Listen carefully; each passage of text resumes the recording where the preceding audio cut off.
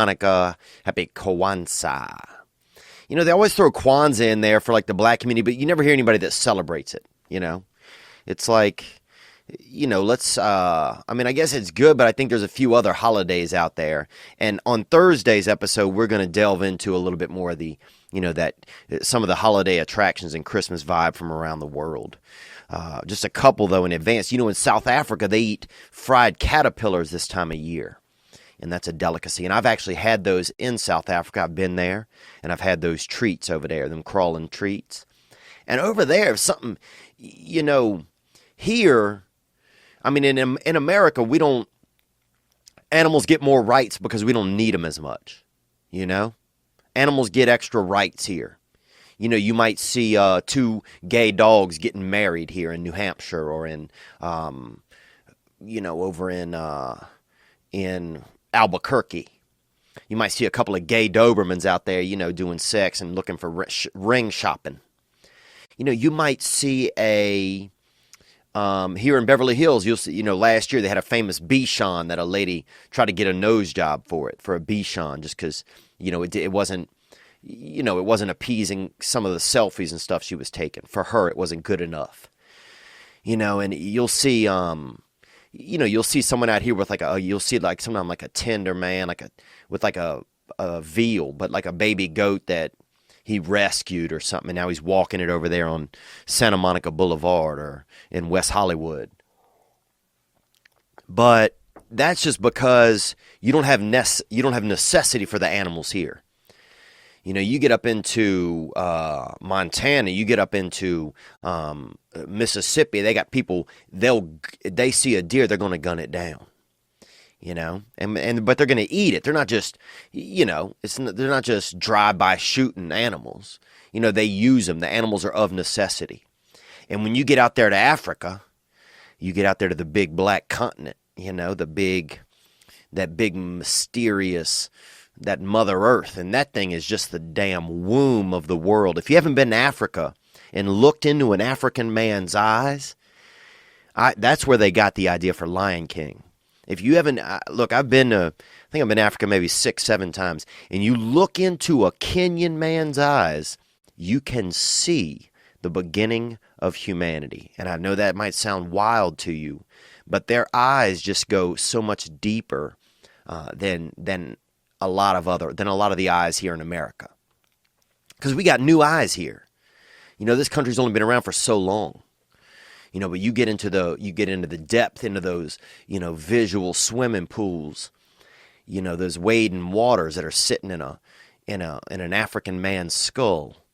You can really, and I'm serious here, you can see back into almost the beginning of time, A lot of people out there are looking in space. Elon Musk out there hunting around in space, how to travel through time. Well, I'll say this. If you fire me good and hard and concise, and you organize me enough, and you shoot me right into a real black African man's eye sockets, I bet you I'll show up a million years in the past. And I'll be back there just bareback riding a damn Velociraptor. I'll be back there.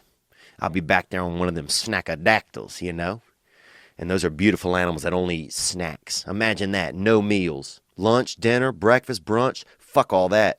Snackadackle eats when it wants to. It doesn't live by these codes. A snackadactyl will eat when it wants to.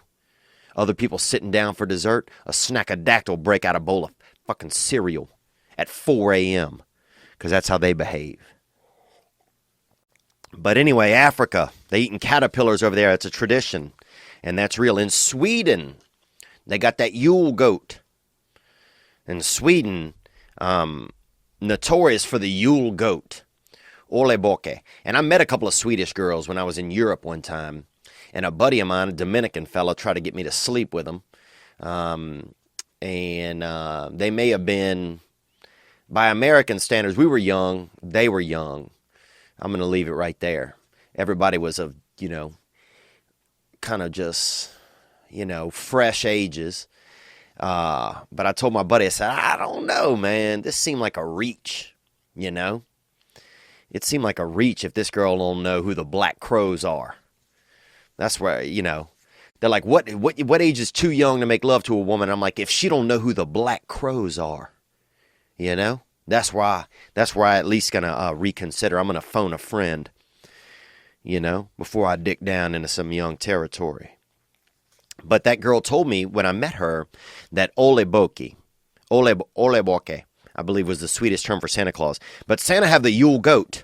Sweden has that Yule goat. And the Yule goat isn't a real animal. That's what it says here. It's typically made almost entirely of straw in the Swedish tongue. The Christmas goat is known as the Julebock. The Julebock origins are rooted in mythology, but it's been warmly adopted by the Swedes as part of modern Christian tradition. Perhaps too warmly. The Swedish town of Gävle has erected a giant version of the Yule goat since 1966. And every year since, people have tried to torch it, kidnap it, and even gut it, even though it's just made of straw. At least 28 of the 45 Yule goats have been torched. So they're burning goats out there in Sweden. They're burning goats. And in Los Angeles, you probably couldn't even have a straw goat. You couldn't even have a straw goat out here. You couldn't even have it without some limp yellow muppet, telling you that it's inhumane. Without some damn amoeba of a human with no spinal column who's never done anything except lived off the internet, never made any choices for themselves, never even thought a tool belt was something they made tools on, without some damn cinnamon licorice cranberry jelly cranberry sauce eating just tadpole telling you can't own a straw goat. It ain't right, It's a straw goat. It should be free.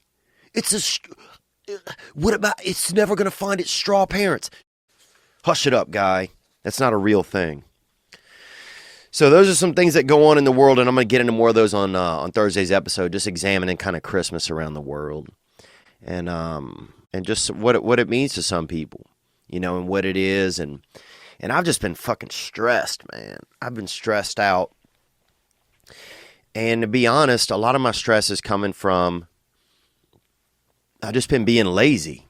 I've been feeling depressed, honestly, and how that shows up for me is, I'll stay up kind of screwing around on the internet, looking at stuff, watching videos and this and that, and then I won't get to sleep at a proper time, and then I'll stay up, and then I want to get sleep, regular amounts, the next thing you know, I'm not up till 11, and the next thing you know, I'm just succumbed with all the things that I want to do, because my brain has a to-do list that never ends. So then I get depressed because I'm not getting all my stuff done. So sometimes I get in this cycle where I'm just not, I'm not choosing to take care of myself and to do the things that I need to do to feel healthy, and to feel, it's just like I make my own stress. It's so bizarre to me because I don't want to be doing that. I want to be being productive, and it's that time of year where it's like just a good time to help others and to not think about myself. But then here I find this depression sneaking in. So it's been kind of frustrating, and some of it is just getting up and going. I did some yoga at the house, but it's like I'll get into bed and I'll just feel, I'll just feel depressed. I'll feel angry. Then if I look at social media, of course, that makes you, Twitter will make you choke out a cousin, So it's just been hectic. It's been hectic, man, a little bit. I switched medication. I take antidepressants. And so I switched from one of those because it was making me sleepy. So I think that could be part of it. And I switched back to an old one I used to take. But they say there's that transition zone in there, a couple weeks. And then antidepressants, when you get off them presents, that's when somebody fly a plane into a senior citizen cafeteria. There's those type of people. People burn down a library. That's when people aren't making good choices, when they're switching gears. And so that's where I feel like maybe I'm just going through a little bit of a switching gears. So I am grateful that you guys are here with me today, because this was something that I have to do. And this gave me something to do today. And if you want to know how depression works for me, man, I'm not trying to Debbie down or nothing, but, I'll tell you, it's like my life is cool. My life is cool today when I really look at it from an outsider's perspective. Tonight I'm performing. I got a show, a late show at the Comedy Store. They have their holiday party. Some of my favorite comedians and friends will be there. The staff of the Comedy Store, the booker, the managers. Some of these people are real friends of mine, like people that I just really care about in my heart. And they're going to be there. I'm going to see my buddy Simon Rex is coming over. We're going to go see our buddy James Blake, who's a musician, who's also one of the, just a novel young thinker. And I've gotten to spend some time with the man, and he's just emotionally aware and curious, a neat fella. And Simon is a new friend of mine from this year.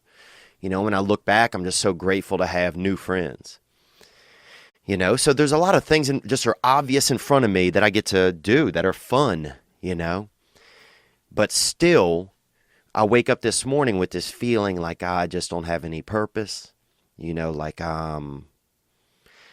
Sometimes it's just like I wish my heart or my brain could remember the truth instead of just immediately wander into the non-reality, into the lies, the lies that are like, well, I'm a bad person, or the lies that like, I don't care about other people, or the lies, I'm just thinking about myself. But my brain will go there. My brain will just, it's unfortunate that I don't want to say gifted, but we are infected with this, that I'm infected with this brain, it's a depressive brain sometimes. And I didn't want to talk about it today a little bit because, I wanted to just boost everybody's spirits and be alive and just show gratitude.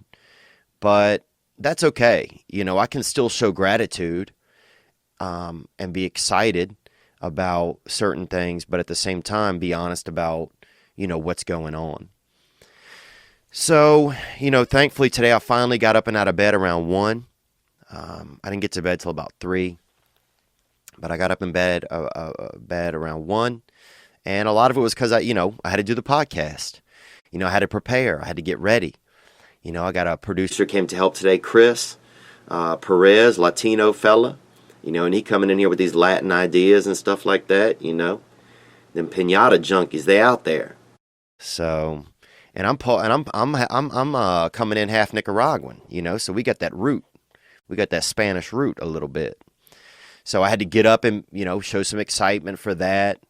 So I guess I'm really grateful today. I'm grateful to you guys for being here for me, because this is something that I've committed to, and it's a commitment that I'm, not giving up on. So I got up, I made a gratitude list. That's one thing I've been good about doing.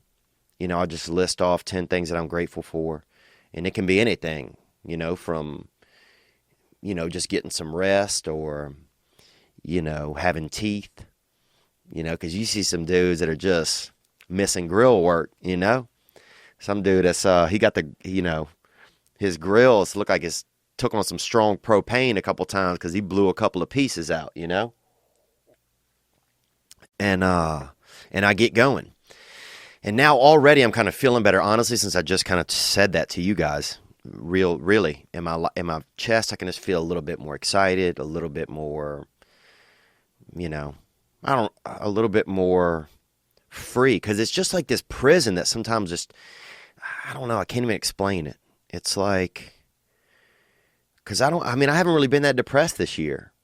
And this is one of the first years that I haven't, when I really look back at my life. And I think a lot of that is probably due to this podcast and keeping me, giving me something to look forward to do. And a lot of you guys calling in and sharing your thoughts and feelings and stuff that's going on with you in your lives. It makes me feel like, like I don't want to let you guys down either by not showing up and being here. So thank you for, a little bit of teamwork, I guess, because I just didn't feel good, And sometimes there's not even a reason for it. People are like, why don't you feel good? I'd be like, cause I'm probably used to not feeling good for a lot of my life. And sometimes my brain goes back there because I guess it's comfortable. I don't know why. I don't even have to have an answer, actually. Sometimes I just don't feel good. So that's it. I didn't do anything bad. I didn't do anything wrong. I mean, I probably could have got out of bed and got active. That's what I should have done. I started thinking too much. And so, I started thinking. And instead I took an action. I got out and I got cruising. And I'm here today with you guys. So I'm thankful for that. 100%. And I ain't burning no Yule goats, boy. They about to be hunting straw goats out there. But back to my original thought now. So in some places they kill animals, they need them. It's a necessity. And when you get to Africa, okay, when you get to that big A, where Indiana Jones went a couple times looking for treasure. When you get there, you see a couple caterpillars go by. That's like bison, okay? That is moving lunch right there in places where people are starving. And that's real stuff. So you get over there, that's a real deal. People are like, you hear that in the middle of the night. They're like, I think I hear something. And somebody look outside and it's just a caterpillar. But that don't mean anything. It means you get the spears out. Because that's lunch. That could be dinner. And I'll tell you this story. I was in Vietnam. I might have told this story before. I have a very short-term, long-term memory loss. And I was in Vietnam and, you can go to the markets there and they kill an animal right there for you in the market. You know what I'm saying? You want an owl, you want a little bit of owl meat, chop, chop. Get it. And next thing you know, they got they got the owl right there. They got I'm no birth certificate. This ain't no Cabbage Patch fucking cutlery place. This is the real deal. They got an owl, chop, chop. They got a aardvark. You want a little bit of aardvark? Next thing you know, they cracked open a spine of an aardvark. And they got they pouring the marrow into a cup and they dipping you out. A couple of vark medallions. Next thing you know, you're rolling out of there with 8 little cuts of vark. So people, you go into these Vietnamese markets, anything is a meat. What do you want? You want a little bit of, look, dude, if some visitors went missing, dude, I guarantee you they show up on a menu in a market. You want 2 pounds of Kathy? Huh? You want a couple grams of Andy? We got him. So I went in there and I was thinking, with these American thoughts. I went in there, I'm like, oh, they had a couple of pigeons in there, or it might have been, what is it? Some of God's canaries, a couple partridges. They had a couple partridges in there in a cage. You could buy them, $1 a partridge. So I'm thinking I'll get me a partridge. I'm going to set it free. I'm going to change the game. I'm going to be this big, fancy fella here. I'm going to come in here and show these Viets how to change the game by setting animals free. Dude, I bought one. $1 for a partridge, right? Get that partridge. I run outside. This is my moment in the sun. This is my, I let that partridge loose.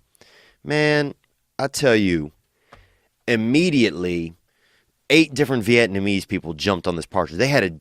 One dude pulled a sword out of his belt and went right at the partridge, dude. Another dude came rolling off of a tree branch, dropped down on a rope and tried to snatch for it. People came. It was like it was choreographed by the Lord. It was just 8 different levels of partridge attackers. And one guy got to it first, right? Grabbed it. right out there in the wild, in the open, in a parking lot by a Vietnamese market. Snapped its neck. Did a neck snap on that partridge, you know? I'm not talking L5S1, dude. I'm talking L9. I'm talking about up top. Snapped its neck and just put it right on his shoulder. Because the Vietnamese have small little shoulders, you know, barely could hold a book on them. Barely could really hold a small book or a notepad. You kind of probably comfortably set a notepad, but they got very, very small shoulders.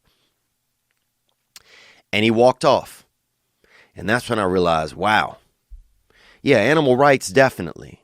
But these people aren't killing these partridges over here because for fun. That man was going home.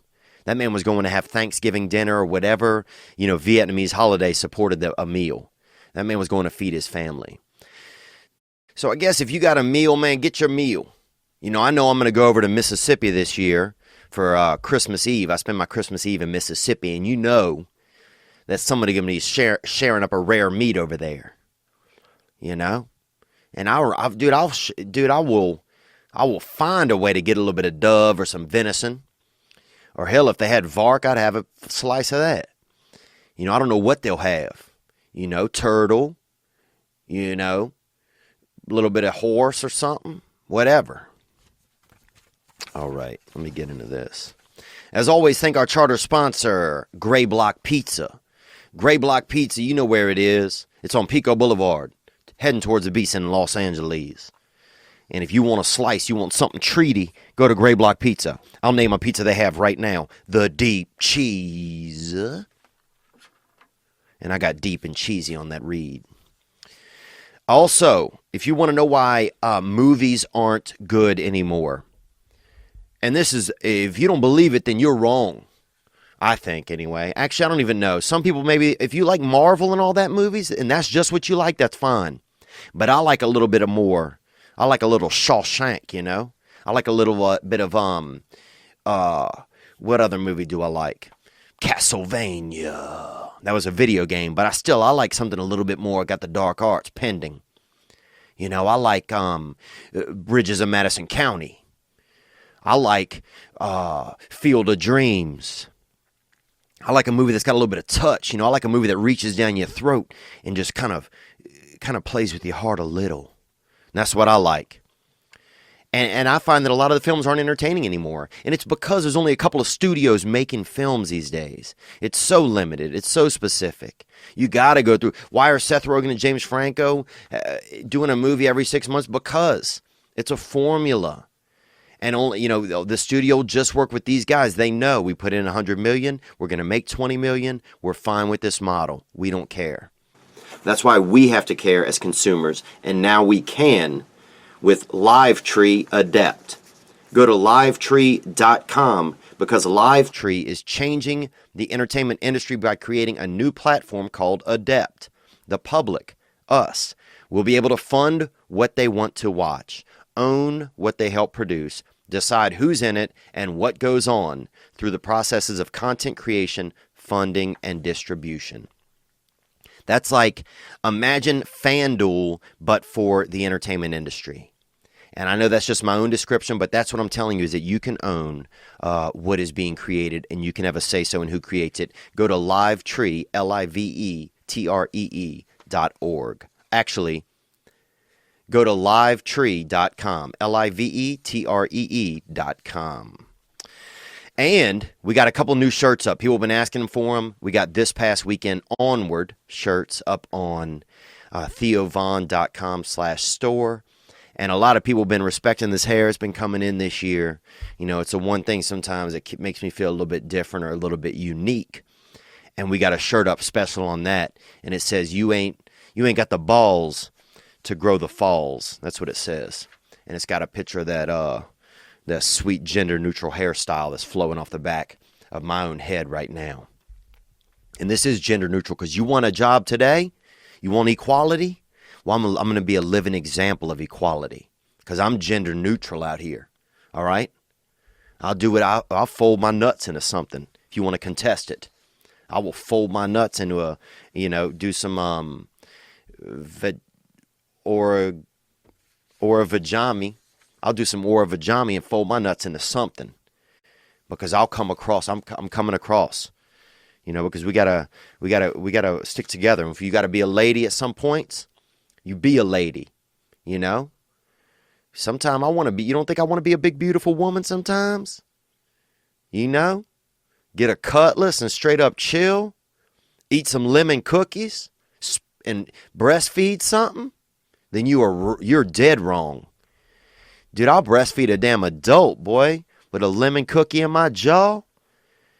Gang, call me Rosemary. So sometimes we all go through some things. Sometimes I want to lay in bed, Sometimes I want to lay in bed and watch Little Women, or watch, Care Bears or something and have girl snacks. Sometimes I want to. And that's okay. It doesn't make me a bad person. It doesn't make women a wrong person or a wrong gender. Teamwork, man. What's going on out here this past weekend? A lot of fires. They're setting it off. Chelsea Handler had to escape from her home. Kind of a bummer. I wouldn't mind if she'd have caught a couple of flames to the jaw, I'm not a Chelsea Handler fan. I am not a Chelsea Handler fan. I have trouble with elitists just speaking down to other people. Because I don't think it solves anything. And I'm not saying that maybe I don't do it at times, when I think I'm better than someone, that I speak down to them. But if I do it, I want to find ways so that I don't. I just don't like it. I don't know.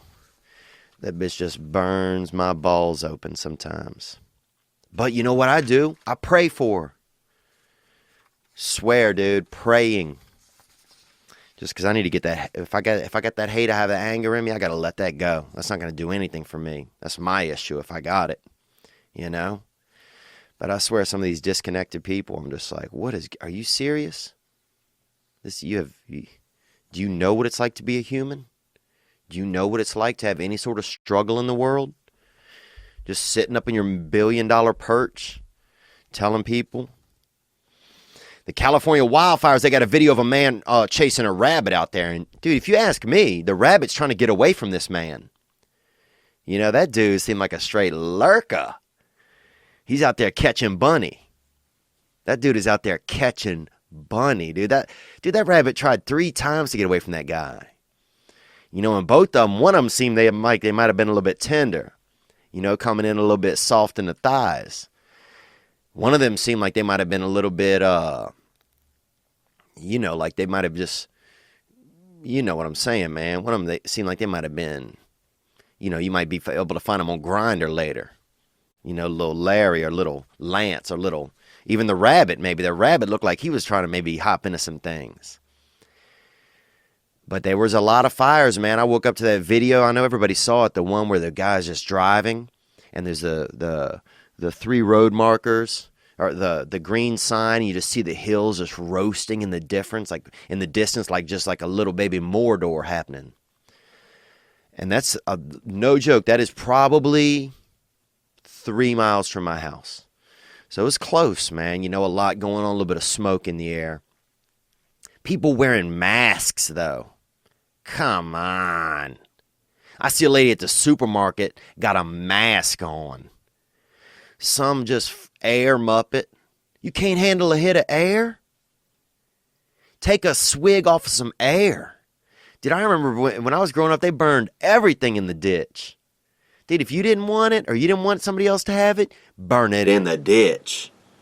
Ditch fires? Man, ditch fires. Everything. You run and jump over them. Feel that heat on your crotch, You had to open your legs to get across that ditch, and you feel that freaking, feel a little bit of stream hit you, You feel that hit. It was fun, man. The smell of a little bit of burning in the air. I miss that. It was like a little bit of it had that campfire vibe, But yeah, people's burning out here, and they got, rich people just riding down the hills basically on the backs of their workers. I wouldn't be surprised to see,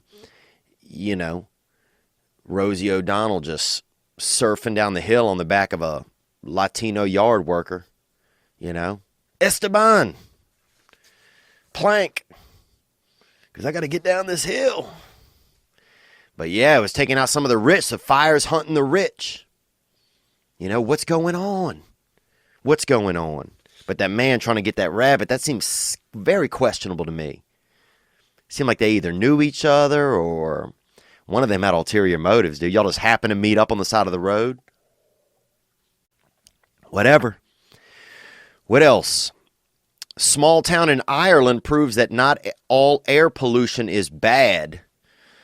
The luck of the Irish strikes again as a small town in Ireland is getting a little second-hand high off a nearby Viagra factory, whose fumes are polluting the airs. That's true. Local bartender Debbie O'Grady describes the air as one whiff and you're stiff. Well, thanks, Deb. But yeah, man, I'd get that hit, boy. Because I'm no stranger to that dick game, man. You know what I'm saying? If I feel like it might even just be a crazy night, I'll throw 5 milli of Cialis into my system just going to lunch. If I'm going to go to the mall. I mean, dude, I've been out there where you go on a date, you think things are going well. You know, you pop 5, 6, 7, 8 millis. You know, so you running a little bit with a little bit of lift, you know. And then the date goes sour. So now you're running on about, you know, $22 worth of cock uppers, and you're out in the wild. So I don't want to say, like, you don't turn into like a rapist, of course, but you definitely turn into somebody who's trying to get their value out of their medication. And I don't know what that makes you, really. I don't know what that makes me, really. But yeah, man, I've been out there, dude, just lifted, you know, out there just diving boarding at the mall. Or after a dinner, you dropped the date off. She wasn't interested. You thought it was going one way. Next thing you know, you just wheeling around town with that, you know, caught up with that third femur. You know? You got that gift, boy. You got that blood gift in your cat. And that's wild. And that makes you feel you're not a superhero, but you're looking to show off your special powers if you can find a lady that's interested. So I wonder, is there any, you know, it doesn't say that on the box, really. It doesn't say if the date you're planning on, they just got 2 people on a mountaintop in a bathtub. And it doesn't say if you're planning on being wild and it doesn't work out, what do you do with that boner then? You know? Because it's out there. What else? We got the 25th anniversary of the first ever text message is coming up. Do you realize that? The 25th anniversary of the first ever text message. That's this week. And the first ever text message was Merry Christmas. Pretty beautiful, huh? That's nice. The first thing anyone ever sent anybody over text was Merry Christmas. It's a nice thought. Now, 25 years later, more than 780 billion text messages are sent every year in the United States alone. And some of them probably is dick pics, you know. And I don't use my own dick pic. If I send a dick, it's my buddy Jason Tebow. And he got a decent cock on him over there, and he's a comedian. And he sold me 2 dick pics actually this year. And so I might up my game and buy another 2 next year, depending on, you know, what's happening and stuff. Oh, but we're going to get into a couple of calls here, man. I didn't have a big plan for this episode, and I guess I don't really have to. You know, I start feeling some pressure, like I got to have a plan sometimes with the podcast as we go on. But, I mean, my main goal every week just needs to be, you know, just to keep it going and to show up. And I appreciate you guys showing up. Listenership is growing, and people are part of this community. It's good. And we've had a good year. And we did some cool stuff. You know, we've helped some people. We've shared some topics. We've got some voice out there, some people's voices. I got 2 beautiful thank you notes this week. I had somebody drop off a gift at the comedy club for me. I haven't even opened it yet. I'm waiting until Christmas. This young lady, Lauren, thank you so much. It's just been good, man. I've had my buddy Kevin Best has helped me make the shirts. You know, the Onward shirts that are now available in the store. You can check them out. It's been a good year. And I owe a lot of that to you guys for showing up and being a part of my life this year. And I'm thankful. This has been, when I look back on my life, sometimes I don't really know, what I've done. And I don't really feel, I have to feel like I have to be constantly reminded, I need constant proof that I'm okay, or that I am doing things or doing my job. I mean, some people would look and be like, "Oh, man, you're so lucky." You're like, I'm talking to my buddy Brian yesterday. He's like, "You're so lucky, your life, like, you seem like you have it all and this and that." And then here I am, and I don't even want to get out of bed, even though I have a great day ahead of me, full of people that love me and people that I love.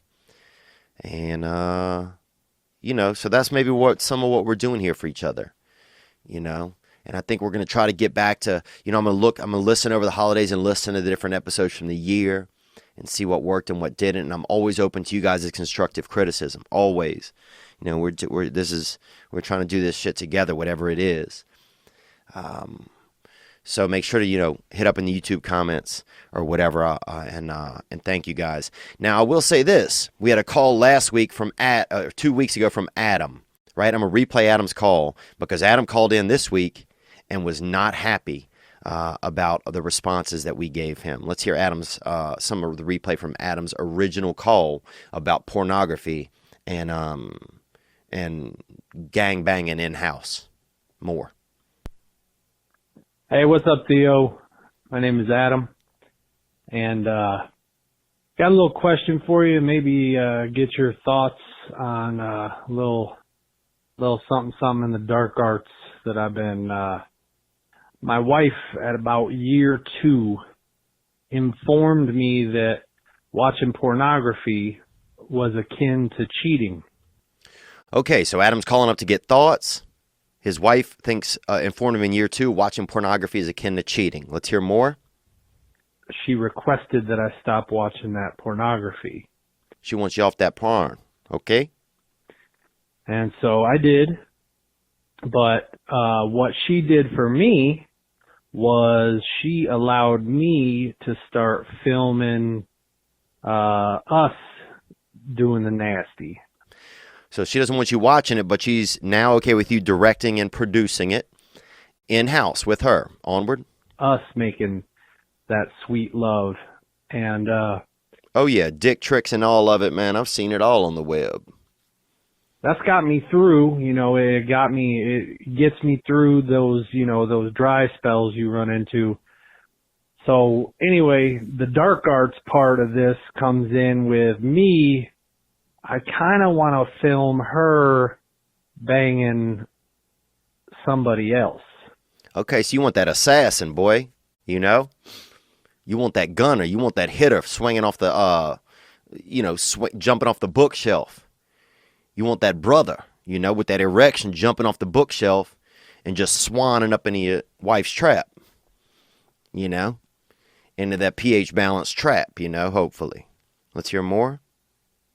Anyway, man, I'd like to know your thoughts on that, if asking her to do that or eventually maybe even getting her to do that, what you think kind of an effect it might have on the old marriage. Okay, there you go. That was Adam's original call, right? So we had callers call in last week on the Thursday episode, I believe it was, and give Adam their thoughts. Because I put that out to everyone, Mr. Adam, because I didn't have experience, I made love to a couple girls that were cousins, I guess, in Indiana one time. Definitely by the end of it all, they were at least closer than they were before, that's for sure. But and then another time in Missouri, I had a woman, a hottie, and this other lady was kind of this sort of, kind of Polish or Baltic sort of barbell lifting looking young lady, want to get into something wild before we hit the airport. And then I had to hitch a ride from them to the airport. And the one that had to drive didn't get as much, wiener treatment as much as the first one. So the one that had to drive, she was feeling left out, And dude, the irony, I kid you not, I remember, the barbell, the one that was on them barbells, You ever see the barbells that have like 100 written on the side or 1,000? She looked like one of them ladies, wearing a unitard kind of. She was jacked up, neck bone connected to the calf muscle. You know what I'm saying? She was bowed up. She had that Emmett Smith kind of, back strap. But she had to drive me and then the hot one sitting up in the air, in a shotgun, feeling all pleasured out, feeling empty a little bit, feeling like somebody just, poured a cup of, room temperature tea right between her legs, feeling really kept up and satisfied. And then that Wrangler, that hitter, she's having to drive us to the airport, and she had a stick shift, dude. And I could tell that every time she touched that stick shift, it just reminded her of some of that that she, some of that extra, that mahogany wiener, that strength that she didn't get. And I feel bad about it a little bit. I should have, done 50-50, and you should do that in a threesome kind of deal. But anyhow, so those were my only things I could offer to you, Mr. Adam. But then you came in. But other callers had other thoughts. They gave you thoughts on what was pornography, cheating. They gave, and they were all over the place, I felt like. And they were, some people say, well, whatever your wife says is cheating, that's what's cheating. Somewhere it's definitely not cheating. Somewhere it is cheating if your wife says so. One caller said that let's hear what Adam said, because then Adam called back after hearing that episode. This was Adam's call. Here we go. Hey, Theo, what's up? This is Adam. I am your caller that apparently you had a whole show about my call, and I just got done watching it, and kind of off-put by the callers you put through.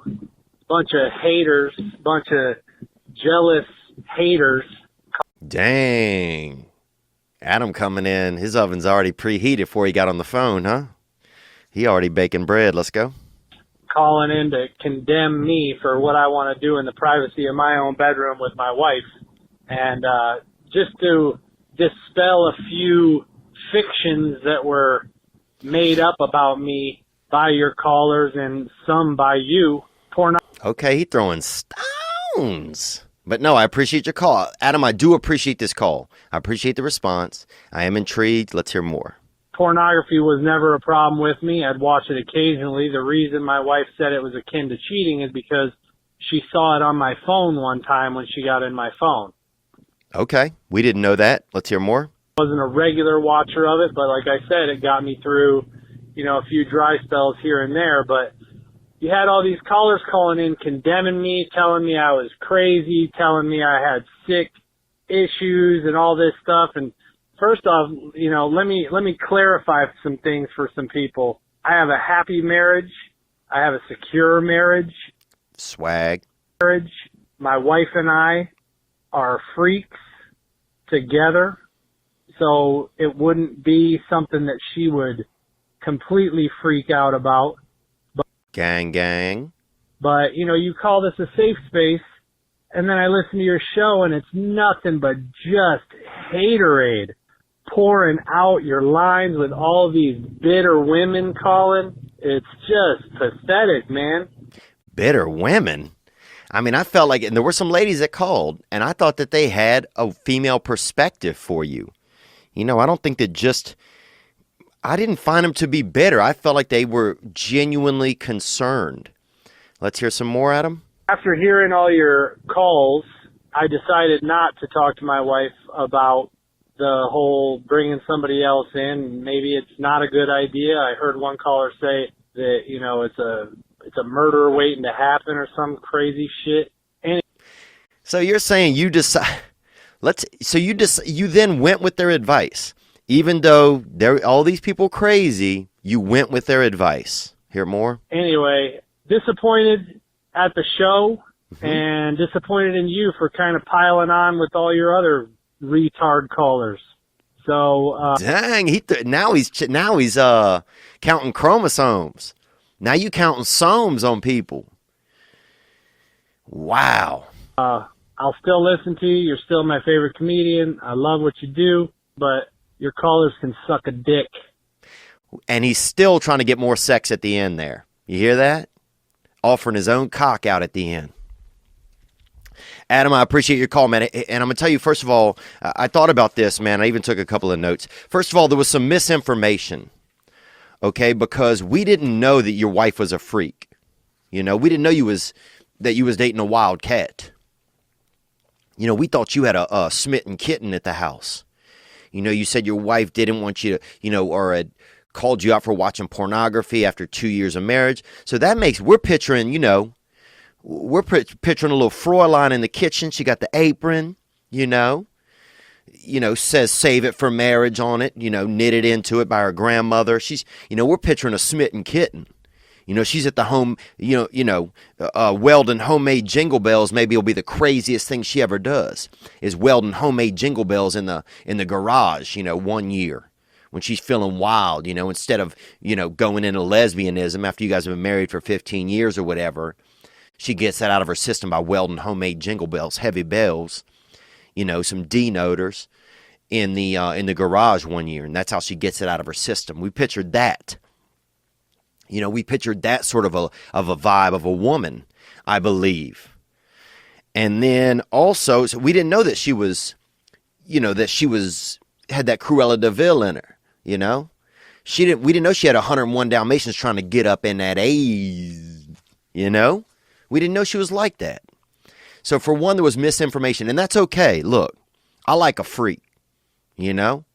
I like somebody that don't mind doing some things or showing out some things. You know, somebody that, you know, let you get in the carport every now and then, even though you already, you know, in the garage. But when I think when the audience heard you ask me for thoughts or suggestions about jerking off, about cheating, and I didn't have them, then I put it over to them. You know, and that's the thing. It's like maybe I should have said, hey, maybe I should say on the hotline, and this is for anybody hitting the hotline from now on, that a call could be put out to other people, you know, and I'm sorry. So I do apologize for that, man. If you didn't want it put out to the masses like that for other people's thoughts, then I am sorry because I didn't really let that be known. And I'll make that clear from now on, and I hope listeners understand that. And the hotline is 985-664-9503. And all of you guys knew that I was going to drop that hotline number right there, too. All of y'all are sitting like, I bet he's going to drop this hotline number. But I was crowdsourcing. I put it out to the audience. You know, and I thought they did a good job. I thought most people had your care or concern. I thought it was pretty supportive. You know. Except the one lady did say you might get murdered, but the more I thought about it, you're talking to an avid Dateline watcher. Okay? But what about that can opener? You know? My buddy Jeff Richards, he does a good impersonation of the old white guy from one of the Dateline episodes. And I'm paraphrasing, but he's like, but what about that can opener? It was usually in the drawer. So summer came, and summer turned to winter, and winter turned to fall, and fall turned to Box Day. But you got to check him out. But anyhow, so we did that, man. I felt like we did. But I want to apologize if I let it be crowdsourced and you didn't want it. But you called out that lady, said you thought you might get murdered. I'm going to play a part of her call really, really quick because I thought that her call was really accurate. And you'll probably, like, in 6 months be dead because, like, this is the beginning of, like, how murder mysteries start, bro. Like, it all started when Adam said, hey, I want you to, you know, have sex with my friend, like, Steve. Then Steve and Adam's wife had a thing on the side where she was like, oh, no, I don't like Steve, but she did like Steve. And then, like, oh, Adam's got, like, life insurance. Mm-hmm. And now... Bro, you just cut yourself out of the equation. That's it. And if you don't think that's a recipe for disaster, then I don't think you would have agreed with them at the end, Adam. So I'm going to take you to task on that. But it's been a journey, man. You know, you wanted it, and I believe that our audience gave you some really good suggestions and good thoughts. You know, but I do appreciate you calling in about it, and I appreciate your call back in. And I'm sorry that you felt, you know, if you got misled a little bit, and I didn't mean that. You know, I'm no misleader. You know, I try to lay breadcrumbs, and that's for both of us to get home. You know, I'm not out here, you know, Hanseling by myself. You know, you're my Gretel, brother. You know, but Adam, boy, you know, that's how it goes. I mean, even in the Bible, if you go back to Adam, you know, you wanted to get that fruit. What happened? You want to get that fruit. You want to taste that pear. You want to get that lily, and put it in your mouth, you know. You want to pick a pig's foot off the branch. And next thing you know, you want to have a barbecue in the back of your throat, but you don't want to face the consequences. Well, that young lady that called up said you might get murdered. She's a woman. That's a woman's perspective, you know. And I can't give you that woman's perspective, you know. Even if I do my vajamagami, and, you know, and even if I try and, you know, put on a skirt or some type of a cotton something or some polyester breast arm fucking tankini or something, I can't offer you that. So that's why we outsourced it. But I don't even, you know, I don't even know sometimes. I don't even know sometimes. Man, I'm thinking about the holidays. I'm thinking about some of the food. I want to see some more food, man. That's what I want. Damn, I want some damn whipped cream. I bought a bunch of pears, and I've been eating pears for the past 2 days, and I'm tired of eating pears, man. I really am. So we got one more call. We had a caller that called in earlier this year, and there was a call that I've been, I guess, afraid to play for you, and I'm not going to play it now, but I am going to play it later this. I'm going to play it on the next episode, on next Sundays, I think. And I should have got to it before. It was about something that happened between me and them on the road, and I'll get to it next episode. And but first, I got one more call that came in right here, and I'm going to put this through. Here we go. Yo, Theo, Jared from Boston here again, waiting on that snow to do some snow plowing. I know you got hit down there. Your family got hit down there in Louisiana. Yeah, that's true. They got that snow down there. You know, they got that snow down there in Louisiana. And my niece, they sent me a picture of my niece was down there on a quad, on a four-wheeler out there just doing donuts out in her yard. And she's only 8 or 9 years old. So, you know, she's a pretty brave little lady out there to be quadding out there like that. But that was, she's a ballsy little lady. If any of you ladies out there have good advice on what to get, like kind of a country girl who are children, these are children, 8 and maybe 6, I think my nieces are, 9 and 7. And I'm trying to think of some cute kind of stuff that they're really smart.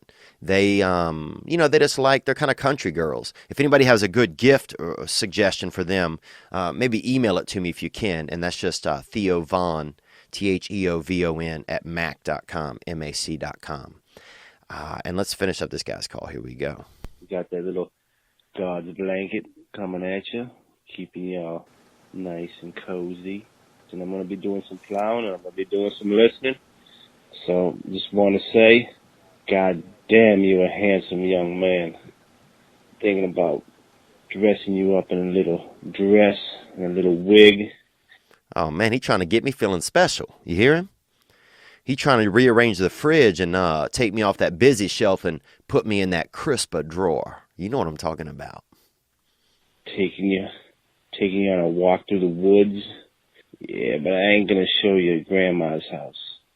I'm going to show you a little something else, Theo. You know what I'm saying, kids? Huh? You know, we're doing some plowing. We're doing some snow plowing. We're doing some plowing. You know what I'm saying? With that little boot hat. You know? But, damn, he got French there at the end of that part, huh? More? But, I ain't really gay, bro. But if I was gay, I'd be all up in that ass, Theo. You a damn handsome man. Dang, dude. Look, if you gay or not, man, it's okay. And if that's what you got to do to get it out of your system sometime, call another man and leave a voicemail telling you going to sneak him off into the woods. I mean, you really described the evening, Mr. Boston. You really described the evening, Mr. Boston, about being sex and doing it. And, you know, getting out of there and trying to skeet between my cheeks like that, you know, and being dark. You know, and trying to get all browned out, you know. That's that butt. He talking about the booty time, you know. And yeah, I don't know if you ever knew this, but that song, Brown Eyed Girl, that's always about doing, backdoor sex. If you don't realize that, hey, where did we go? Days when the rains came, down in the hollow, playing a new game. Come on. Laughing and a running, skipping and a jumping. You're my brown-eyed girl. Come on, man. Playing a new game. Y'all know that. You know what's going on out there. But look, buddy, we all have to do something to get it out of our system every now and then. Sometimes I used to go to Quiznos and eat a big sandwich. And when you open your mouth on that toasty bread, and I've talked about this before, and you lock eyes with another man in there, you can feel the squirrels run. You can feel that. You can feel that homosexuality just kind of temper through your shoulders and shake out, shake down street, man. You can feel your neck swirl a little, and that's okay. That Quiznos gives you that. You got to let the squirrels run a little bit. Sometimes you gotta do something. You gotta touch your buddy's neck while he's sleeping. And hold on to your nuts with the other hand at the same time. Sometimes you gotta get that. Whatever it is to get that out of you, or to let it thrive. I'm speaking from a straight male's perspective. I might do gay when I'm at 70 or 80, but for now I'm doing straight, and I'm gonna have a family, and I'm gonna do all of it. But I'll look at gayness when I'm later. I'm in no hurry. A lot of these gay dudes trying to get you to be gay right now. Back up, buddy. Not interested. They say it's a choice. It's not a choice, Gay dudes are always like, it's not a choice, man. It's nature. I believe it's nature as well. So then quit trying to get me to choose it, bro. My gay friend's sneaky, dude. You get home, take off your pants after a night out, and you find your gay buddy be in your pants. Like, damn. What you doing in there, Sydney? So you got to sometime watch for that sneak, man. But you can't blame them. They're men. But that's that. You guys hit the hotline. We're going to do a Thursday episode talking about Christmases around the world. If you have a special Christmas story or something, a unique tradition that happens at your house on Christmas, why don't you give that to us? Ladies, I'd love to hear from some of you ladies, too, about what's going on out there. What do you think about this, about the show? Are we too male-oriented? What can we do to, I love having a female perspective, because a lot of times in my life growing up, I didn't have one. And even if I did have one, I couldn't hear it. I couldn't absorb a female perspective like I wanted to. So if we got some women out there that want to drop some stuff into us, if anyone wants to hit the hotline, it's 985-664-9503. Please hit it up. Anybody out there struggling, anything you think, if I can share any of my experience, any of my strength, any of my hope, I'm happy to do it. And thank you guys so much for being here with me today, man. I feel better. Not joking.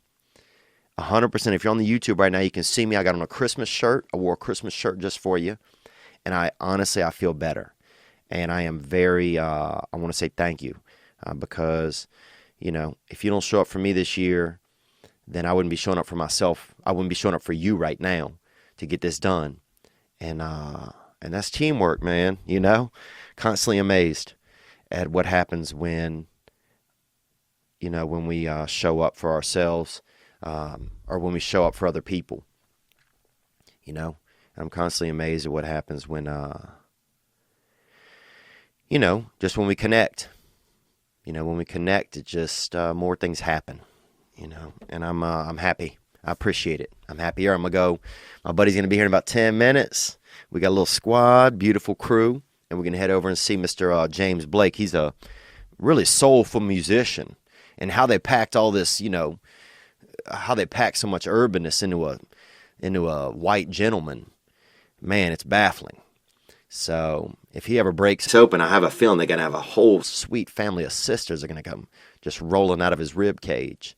But I'm happy. I appreciate you guys being here. I'm going to take you out. One of our callers said to let the music play. Good Christmas song you like. Can you get us one?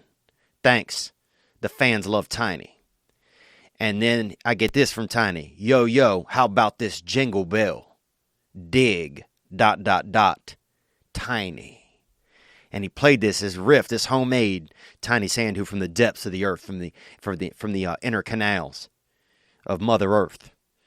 Coming straight out that frickin' warm ovary in the center of this fine planet we live on. Take one more hit off of that Jingle Bells, made specially for you by Tiny Saying Who.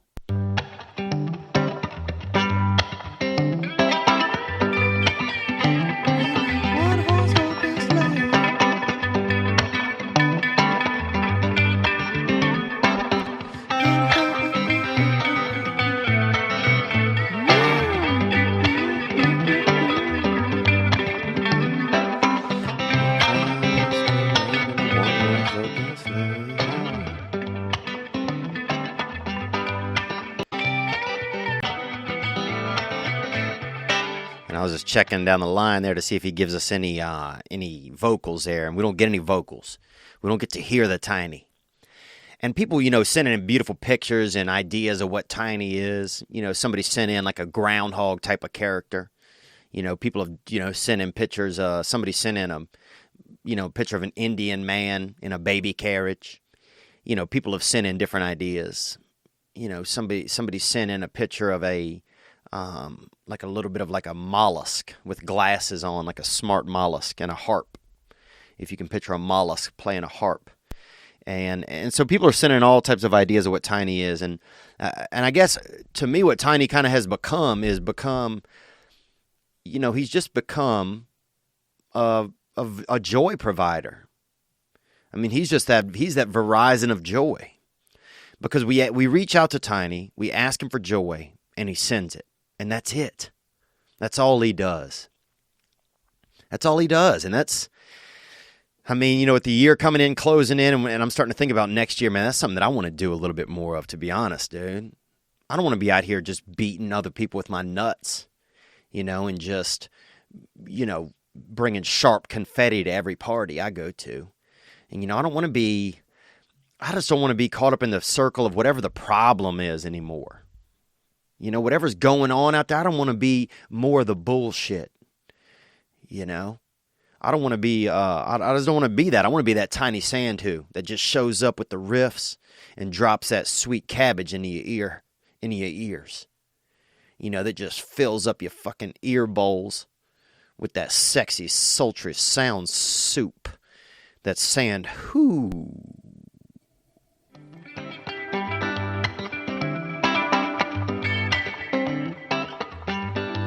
Man, he's a dirty little grifter, isn't he? He's a dirty little grifter, and I'll let the whole song play out at the end of the episode today. Welcome to This Past Weekend. It is December 18th, 2017, and we're closing in on the end of the year, man. It's wintertime.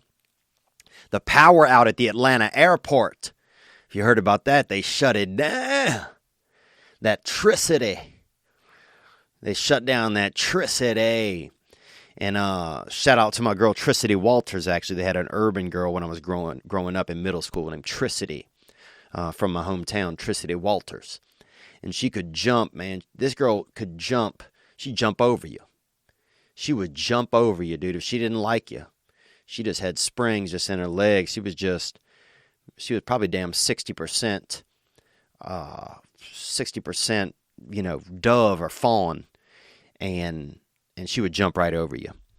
Speaking of doves or fawn, dude, my cousin got bit by a gay guy out here in Los Angeles, So, been keeping tabs on him. Some fever here and there, but everything, I think he's going to be fine. Man, that was during Halloween. And he hadn't fully recovered, but he got bit by a man on Halloween dressed up like a baby deer, like a fawn. And it was a gay gentleman, and I'm not sure if the fella had misplaced my cousin for someone else or what had happened. My cousin was walking out here on Highland Boulevard, and a gay gentleman dressed up like a baby deer came out of the hedges and bit him. And the man was, bit him on the back and left some, a little bit of teeth marks and some cinnamon lip gloss on his back where my cousin got snacked on. They're snacking on these straight boys off of Highland Boulevard. So if you have a friend out here in Los Angeles who's walking on Highland who's straight, have them take an Uber. Because they got these gay gentlemen dressed up out there like deers that are snacking on these straight boys. But yeah, here we are, and welcome to This Past Weekend. Thank you guys for being here with me. Happy holidays. Merry Christmas to you guys. People are gearing up. You know, I remember this time of year when I was a kid at school, it was always like you were going into the biggest break. You know, the biggest break you had as a child was that Christmas break, you know, when you were gearing up and you were going to be off for Christmas. You know, and that was such a big time, and, you know, seeing your friends and, you know, talking about all the things you were going to get. Like, I even remember in kindergarten, we would go and sit, you know, we had to get, at the beginning of kindergarten, our parents would drop us off, and we'd go sit on this big rug, and, you know, we watching morning cartoons or whatever. And the morning cartoons would be coming on, but the commercial breaks, all the toys would show. And all the kids would be like, I got that, I'm getting that, I got that, I'm getting that. I remember that being like the big thing was during that, you know, that break, to just tell everybody you were getting everything. And sometimes some of the boys would even, you know, say, I'm getting that. And it would be like a girl's, you know, tea set or something. And you'd be like, okay, you know. That boy wants some different stuff. You know, he don't want the He-Mans, you know. He wants other things. You know, he wants the sparkly ponies and that. And so that was always kind of a unique experience when you, you know, when one boy would just accidentally Freudianly slip like, you know, I want that, I got that. And it would be, you know, it would be like a She-Ra or a Care Bear, you know, a Care Bear, you know, neck brace and hospital kind of setup for children that wanted to play hospital. You know, those were just different gifts they had on tiny micro machines. That was the big gift. I remember when I was young, people wanted these micro machines, little bitty cars. And that was the gift, to get micro machines. And the guy would be on the commercial like, he would talk so fast. He'd be like, do you want the micro machines? I'm from New York, you know? And then he would talk about the micro machines.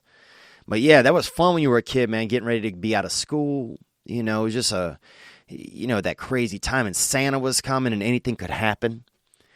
You know, and then as you get older, it kind of, you know, the Christmas break, I remember like in junior high, somebody would have like a nice party. It'd be a good time when you first usually got drunk, I feel like. It was during the holidays because there was extra liquor around. There's always extra liquor around during the holidays. If you notice that, there's always a little bit extra wine. More people are stopping by. You know, there's a little bottle of brandy left out. And you can easily cop a little bit of sipper here or there.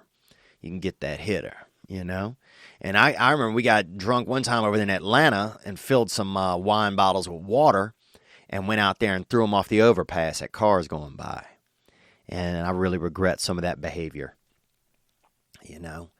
And I think in this time of year, I start thinking about just things I regret a little bit from the year, you know, because this is kind of like a time where this time of year for me, things slow down. You know, things out here in Los Angeles kind of slow down, like people are on fire and shit like that. So everybody's, you know, people aren't bitching and complaining as much about everything. You know, people are, you know, trying to save their homes and stuff because they're dealing with real shit. And in my life, things just slow down. You know, I'm going to go home for the holidays. I'm leaving on Thursday. I'm pretty excited. And I get that, you know, I just get that, you know, I get that slow down feeling. You know, and I start thinking about people that I've ran into over the year. I start thinking if there's people that I need to talk to or apologize to. You know, just things I need to purge. Because things I don't want to take into next year. You know, and I don't want to. I just want to be that sweet riffer that shows up. You know, I want to be that first place canary. I don't want to. Sometimes I find myself just being this dodo bird.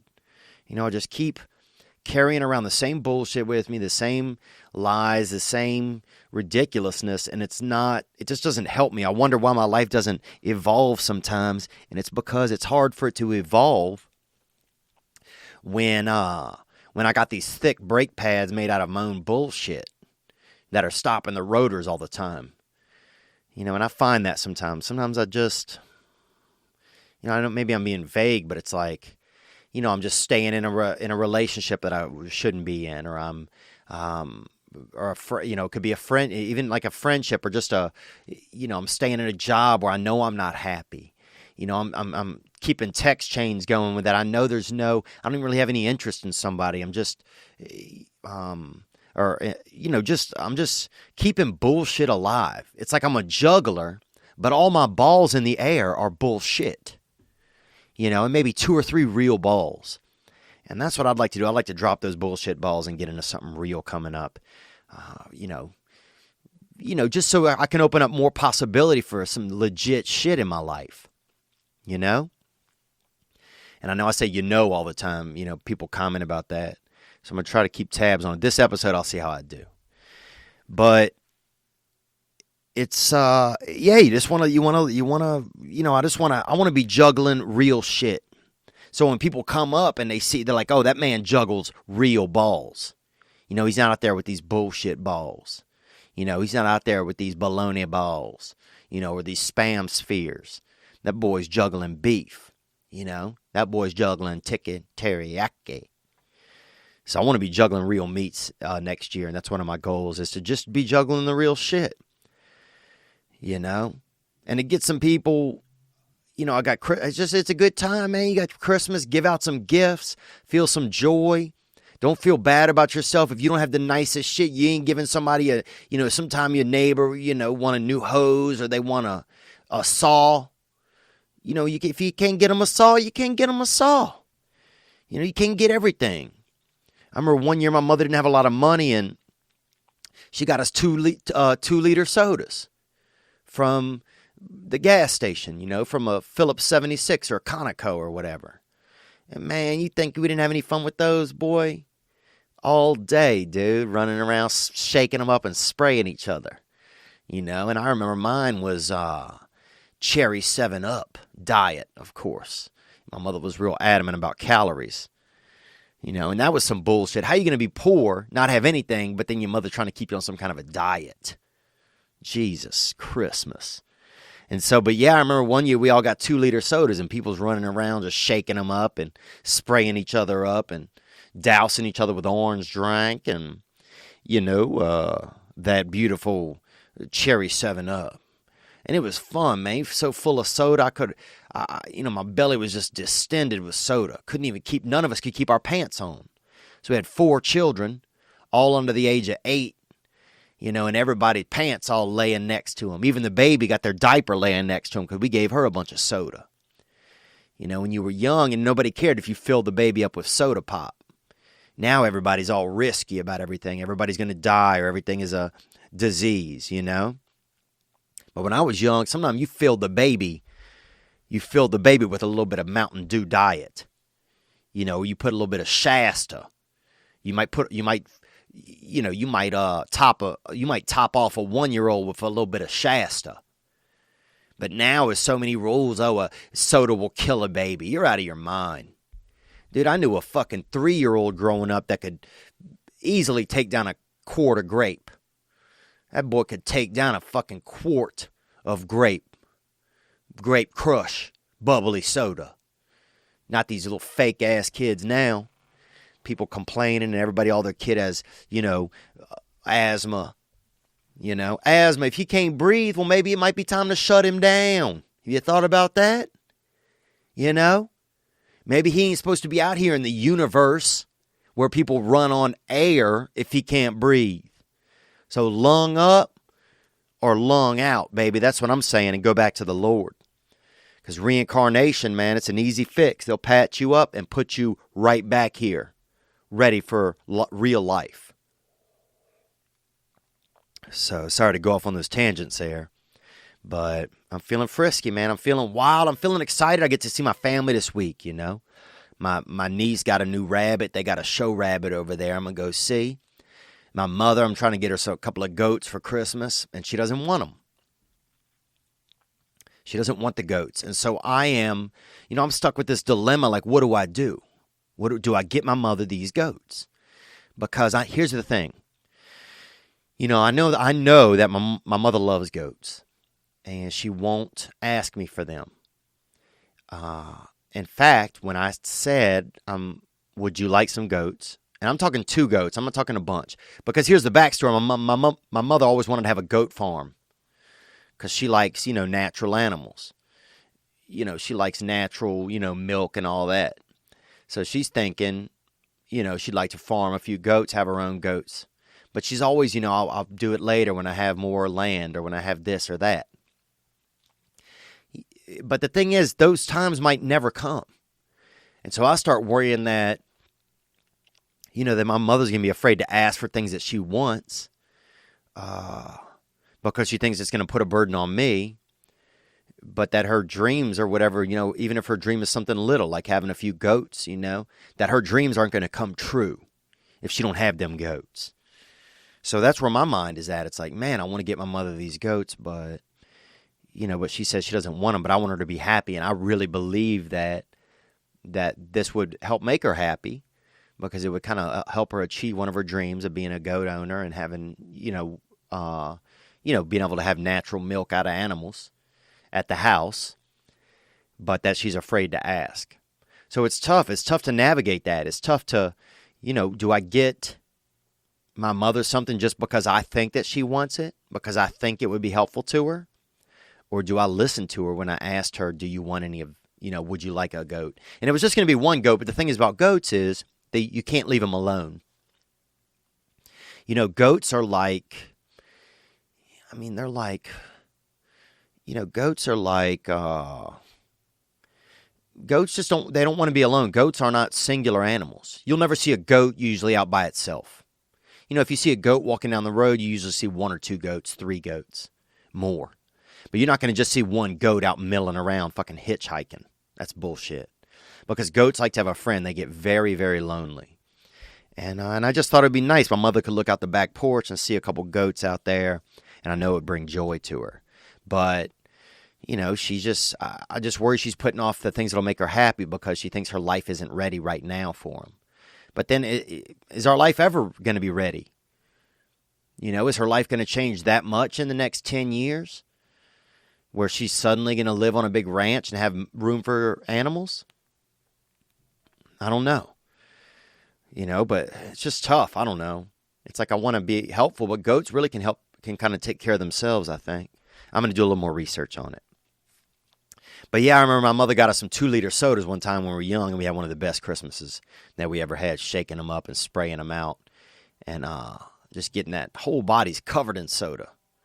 I remember hugging my little sister at the end of the day and could barely even separate we were so sugared down, so covered in sugar, our skin could barely separate. And I know that's a little bit erotic, but it's not supposed to be. It's just supposed to be about sugar drinks. But yeah, it's a good time of year, man. It's a good time of year. Just show up.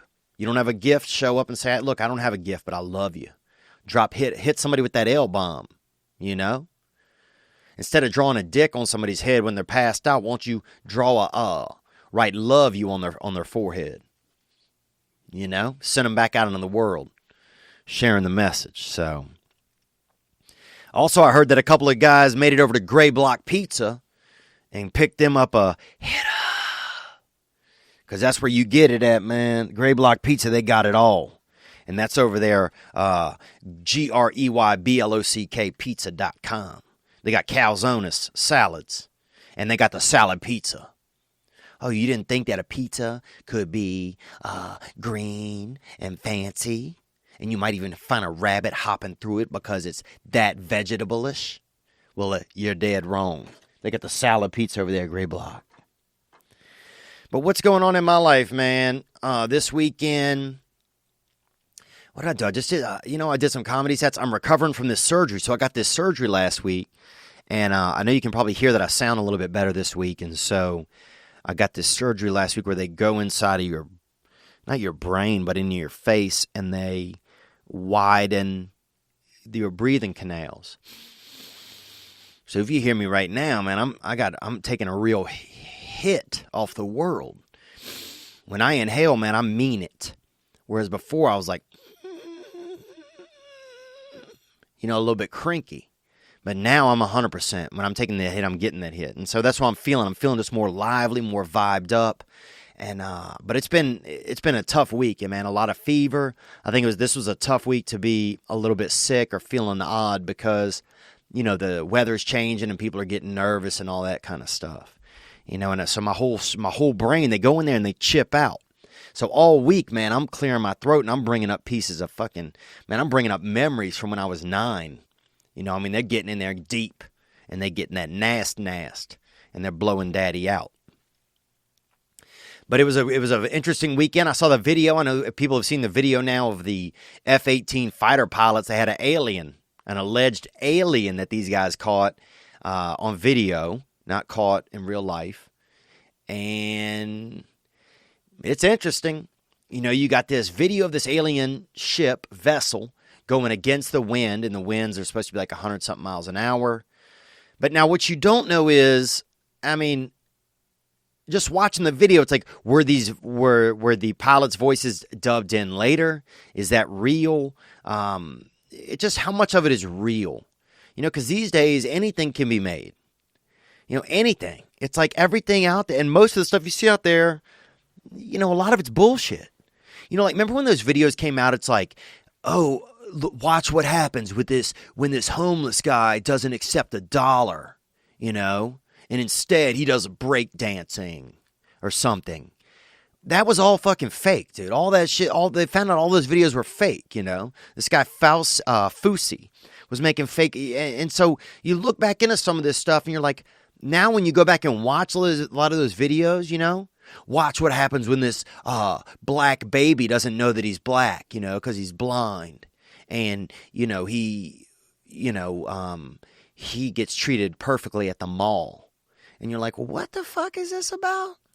You know? Watch this caterpillar hear Zydeco music for the first time. You know? Watch this deaf kitten taste London broiled beef for the first time ever because of a taste bud transplant from Russia. But it's all that kind of shit. We're like, what the fuck's going on? But all the videos are made to look it's like these little bitty 30-second videos that just prove somebody's point but show no other perspective. And a lot of them are just bullshit, man. It's like that's what's out there now. So I'm just worried that this alien shit, that's what's going on. You know, because I'm trying to get this bullshit out of my brain bowels. Because I got thinkeria. Man. That's what I notice that I have. It's just my thoughts are just infected with a bunch of straight up fart feces, man. And it's all just hot air that's come out of this universe. I mean, so much shit that I listen to and absorb every day is valueless. And so I got to start taking control. I got to stand here at the front lines of my life and not let so much bullshit in. You know, and it's tough, man. It's tough. Because also it's entertaining.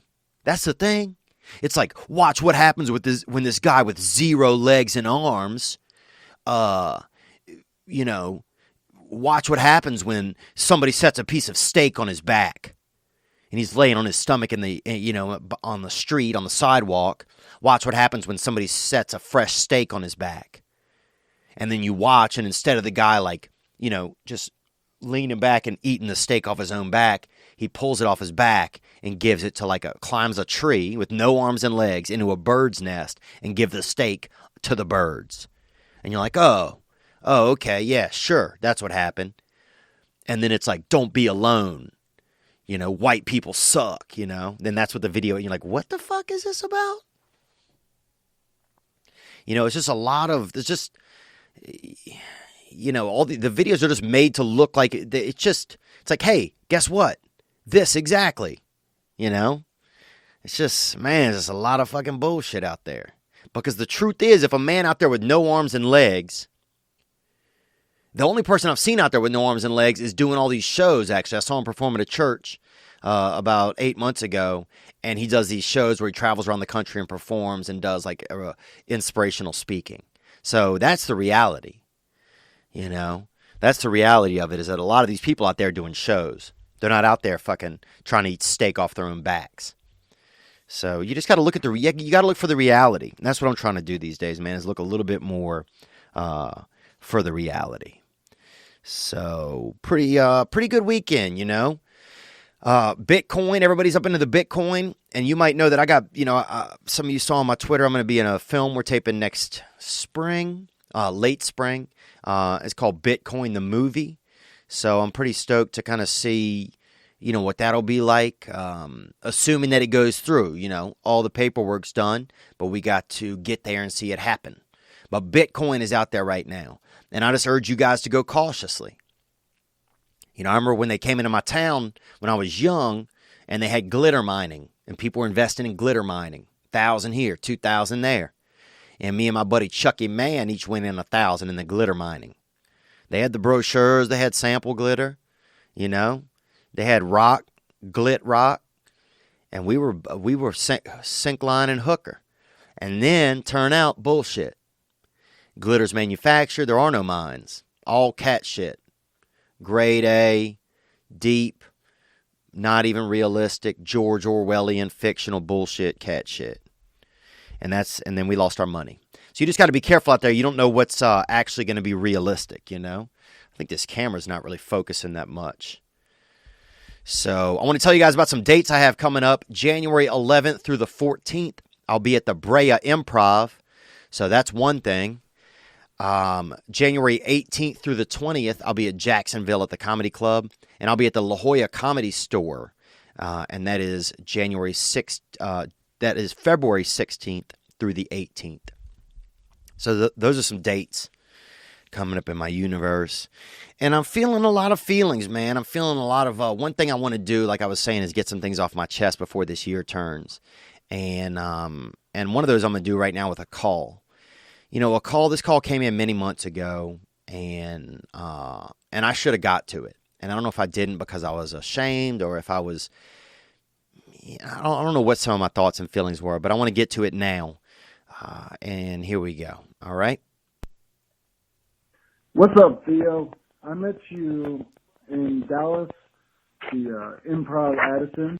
I had a cute date with me, and we went to the show, had a great time. You killed it. It was an awesome time. And we ended up partying after. And I know the audio's rocky on this, but it's just the best that they have. This is how the call came in. And this is a gentleman saying that they came out to the show in Addison, and that they came out to the show and that we all hung out after, me and him, and he had a cute date. Let's hear more.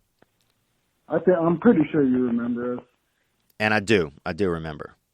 And it was just a great night. And a couple nights later, that girl, you know what I'm talking about, came over to my place. We got fucked up. We're hanging out. I'm playing Theo Vaughn videos on my computer like a little fanboy. And while he's talking about the videos, I'm going to say don't forget to subscribe on YouTube. And this is not the most opportune time for me to mention that, but if you subscribe on YouTube, I will appreciate that. And that's just a dark joke because, you know, this guy's here sharing his feelings. So the girl's over at his house, and they're watching. You know, he's just being supportive. He's showing her funny stuff. Onward. And, I'm pretty much sucking your dick figuratively. Yeah, and that's just figuratively, I think. And I don't even know what figuratively means. It means the one where it doesn't really happen. Let's hear more. Talking about how funny you were, what a cool guy you were. And she starts crying. The bitch starts crying. I'm like, why is this bitch crying right now? And come to find out that I guess she snuck on over to your place the following evening, and you guys got a little hanky-panky going, which is fucking hilarious. And so a couple things right there, you know, I mean, for one, I'll just bring it up, you know, he says this bitch, you know, and I mean, that part kind of turned me off in the call. But I think he's probably at the time of this call was angry at this young lady, you know, and I can understand being angry at her, and I can understand him being angry at me. And he's saying that, you know, she's over at his place. He's playing videos, you know, they're talking about what a good time. He's talking about what a good time they had at the show, that they enjoyed my show. We had fun hanging out after, which we did. And then a few nights later that she snuck over to meet up with me for a little bit of that hank pank. And then she's crying and she tells him that. Onward. And I also was fucking shitty. Because this is probably the first bitch I liked in a few years. I did genuinely like her, and it kind of caught me off guard. And I like you, too. Obviously, you're my favorite comedian. We hung out. We had a good time. But I guess I don't really blame you for any of this. If I was in your shoes, I saw that ass, I would be like, fuck it. I'm going in. And I do recollect that the woman had a nice ass. He's saying if I was in your shoes and I saw that ass, that I would go in. You know, I'd get, you know, aim for that ass, get up in that ass, you know. like Ben Affleck and that big black guy in Armageddon when they try to get up on that rock in the air and save the universe with Steve Buscemi. And I got a couple of different thoughts. You don't really blame me. I appreciate this call, man. Let's hear you out. But it was kind of a dick move. But I hope you'll include this on your podcast so people can know a little bit more about your life and what life is like on the road. And yeah, I kind of want to thank you because I was thinking about dating this girl seriously. I did kind of like her. Oh, and that part I'm going to cut it there, just because I heard it before, and he liked her and he was thinking about dating her seriously, and then because of what happened with me and her, then it made him realize that it wasn't the best case scenario. And I want to apologize, man. And I texted him personally. I left him a voicemail personally to apologize. And I feel bad, definitely my behavior. The girl reached out to me, and we ended up hooking up and getting involved in some American sex, nothing wild, nothing foreign, and not even good sex. I'm not good at sex. So it was bad. It was that fainting goat kind of syndrome that I get sometimes, where, you start going and next thing you know, you just holding your breath and then you faint like those animals on the internet, like those shy goats. And that's kind of what happened to me, and that's, and I've never really been good at sex. I was real good at sex, I think, until about 19, when sex was more popular when you were sober, and sober sex is for children, I think. Adults that are fucking sober, that shit is awkward. That shit's really awkward, I think. But sober sex I've always thought was for children. But yeah, man, she reached out and I complied. I remember the moment that I got this message from her and I'm thinking, man, should I be doing this? Here was a fellow that came out to the show. We had a good time. I remember we all went out to the bar and hung out, and this is probably about a year ago. And it was, and I knew that the answer was no. But then that's when something boiled up inside of me. It was almost like a caterpillar climbed out of my nuts with a message from my dick and crawled all the way up into my brain and gave that message. It was almost like Paul Revere a little bit, The vagina is coming. The vagina is coming. And climbed into my brain.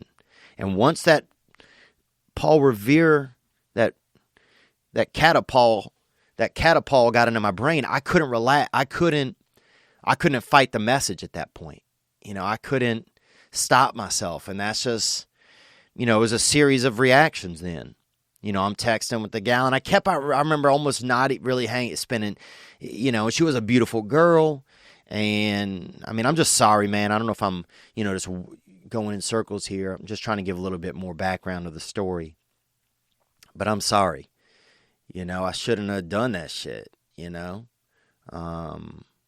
But then, sometimes I just can't help but be, I was that man. I was that wild man out there. I wasn't having enough, morale for myself to hold on to my own nut. I was trying to get out there and be wild with that, with my body, and get out there and be in people's orifices and everything, and be like a real, just loitering around people's orifices and this woman's orifices. And I just want to say that I'm sorry, man. I appreciate you calling and talking about it. And I apologize. And I want to let people know that if you, come out to the show with your lady, that's not the type of thing it is. I'm not out there trying to seek and destroy anybody's relationships or anybody's first dates. And I remember this was a first date scenario. And now I'm just kind of backpedaling, I guess maybe trying to defend myself here. But I should have manned up and been like, that's bullshit. But I went out there and tried to catch that, cooter frisbee in my mouth, like a wild Australian shepherd. And that's what I did, and I just, at least, at the very least, brother, know that it was bad sex, that I'm that bad sex bandit. I'm that Bone Ranger. I'm that bad sex bandit. I'm in and out of there like it's a bank. Get in, try to get the money. Shit's awkward. There's an alarm. There's an old man with a gun. There's a black security guard. He's resting. And next thing you know, I'm out of there. And it was not a good show. No money. And now a rap sheet. And this is my rap sheet, man. And this is the truth. And I just wanted to put some skin in the game too on this podcast, because guys call all the time and share things that are, real in their life and kind of explore who they are. And women do too. And sometimes I don't know if I do that enough. But yeah, man, I just want to apologize. I don't think I should have done that behavior. It's not behavior that I'm proud of. And here's why I know I should apologize, because at this point, hearing back on it, when I heard this call, I knew it wasn't something that I was proud of. I knew it wasn't something that I was proud of. I knew that I was that sneak, that I was that hamburglar, and I'm out there stealing the meat rounds. I'm out there stealing them fucking titty patties. I'm out there stealing them titty patties and them vagina nuggets. While this man's out there, sharing a shake with his lady, 2 straws in a chocolate cup. And I'm out there sneaking around back and sneaking around with them titty patties and them, vagina nuggets. So I'm sorry, dude. And if you come out again, dude, next year or whenever I come back there, I think I've even been back there once since.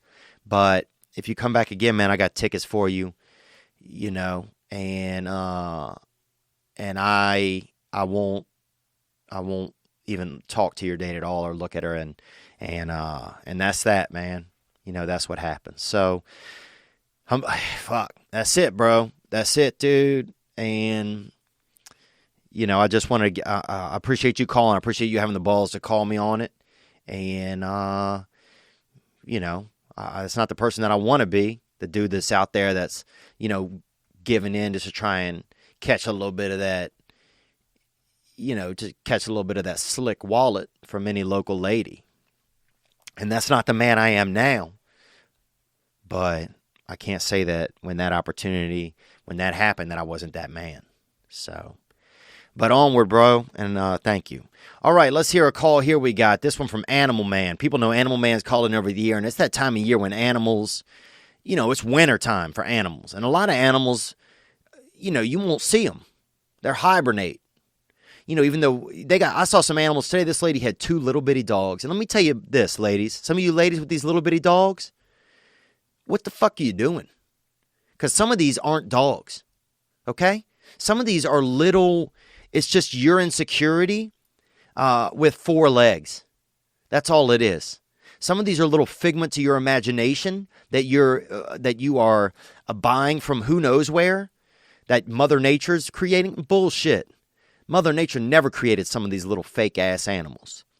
I remember I was alive in 1992. Half these dogs didn't exist. The thing looked like a little fucking cold reindeer. What are some of these animals? Here's my thing. If a Frisbee will kill it, is it a dog? That's where I draw that line.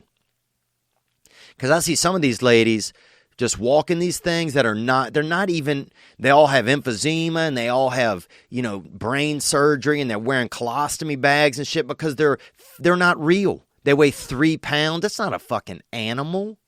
That's a science experiment. And it just, some of it, you see the dog and you're like, something's wrong with this thing. It can't breathe. Its eyes come in a separate carrying case that they wear on its back, and you got to pull eyes out and put them in its head. I mean, some of these dogs, it's not even real. They can't eat anything. They have 2 sips of water.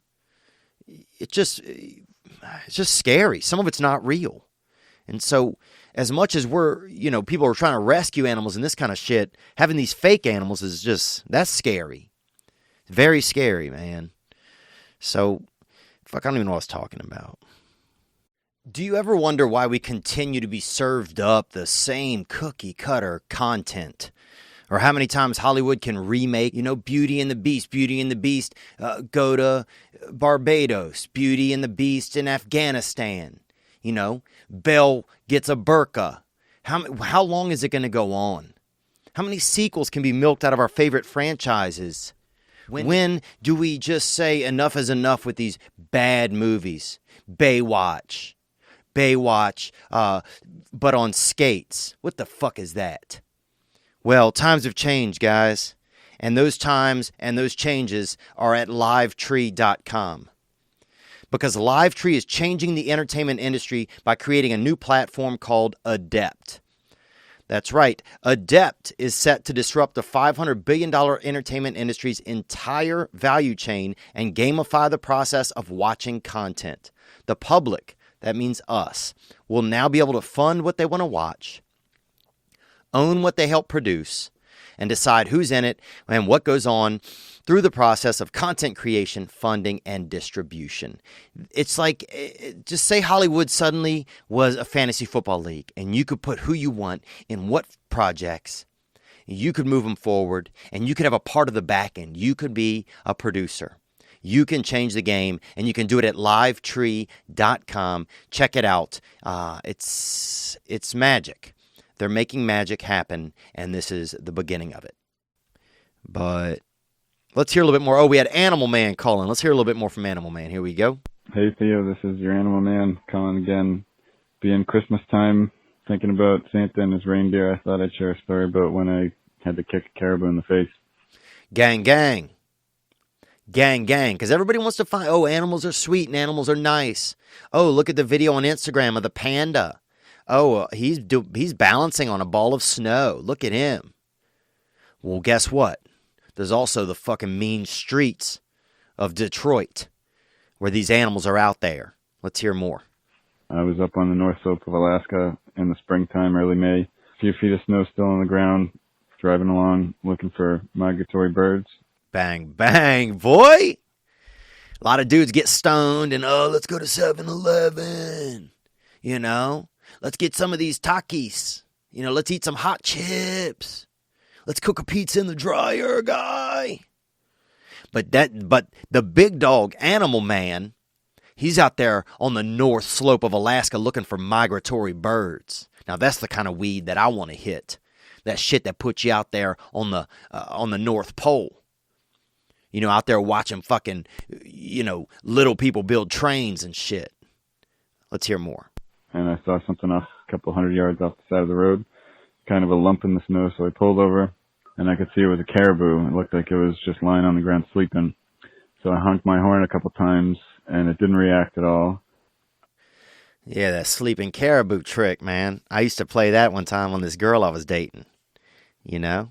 That old sleeping caribou, and then next thing you know, everybody's fucking, and everybody is fucking because they want to be doing sex, not because somebody's sneaking up on somebody.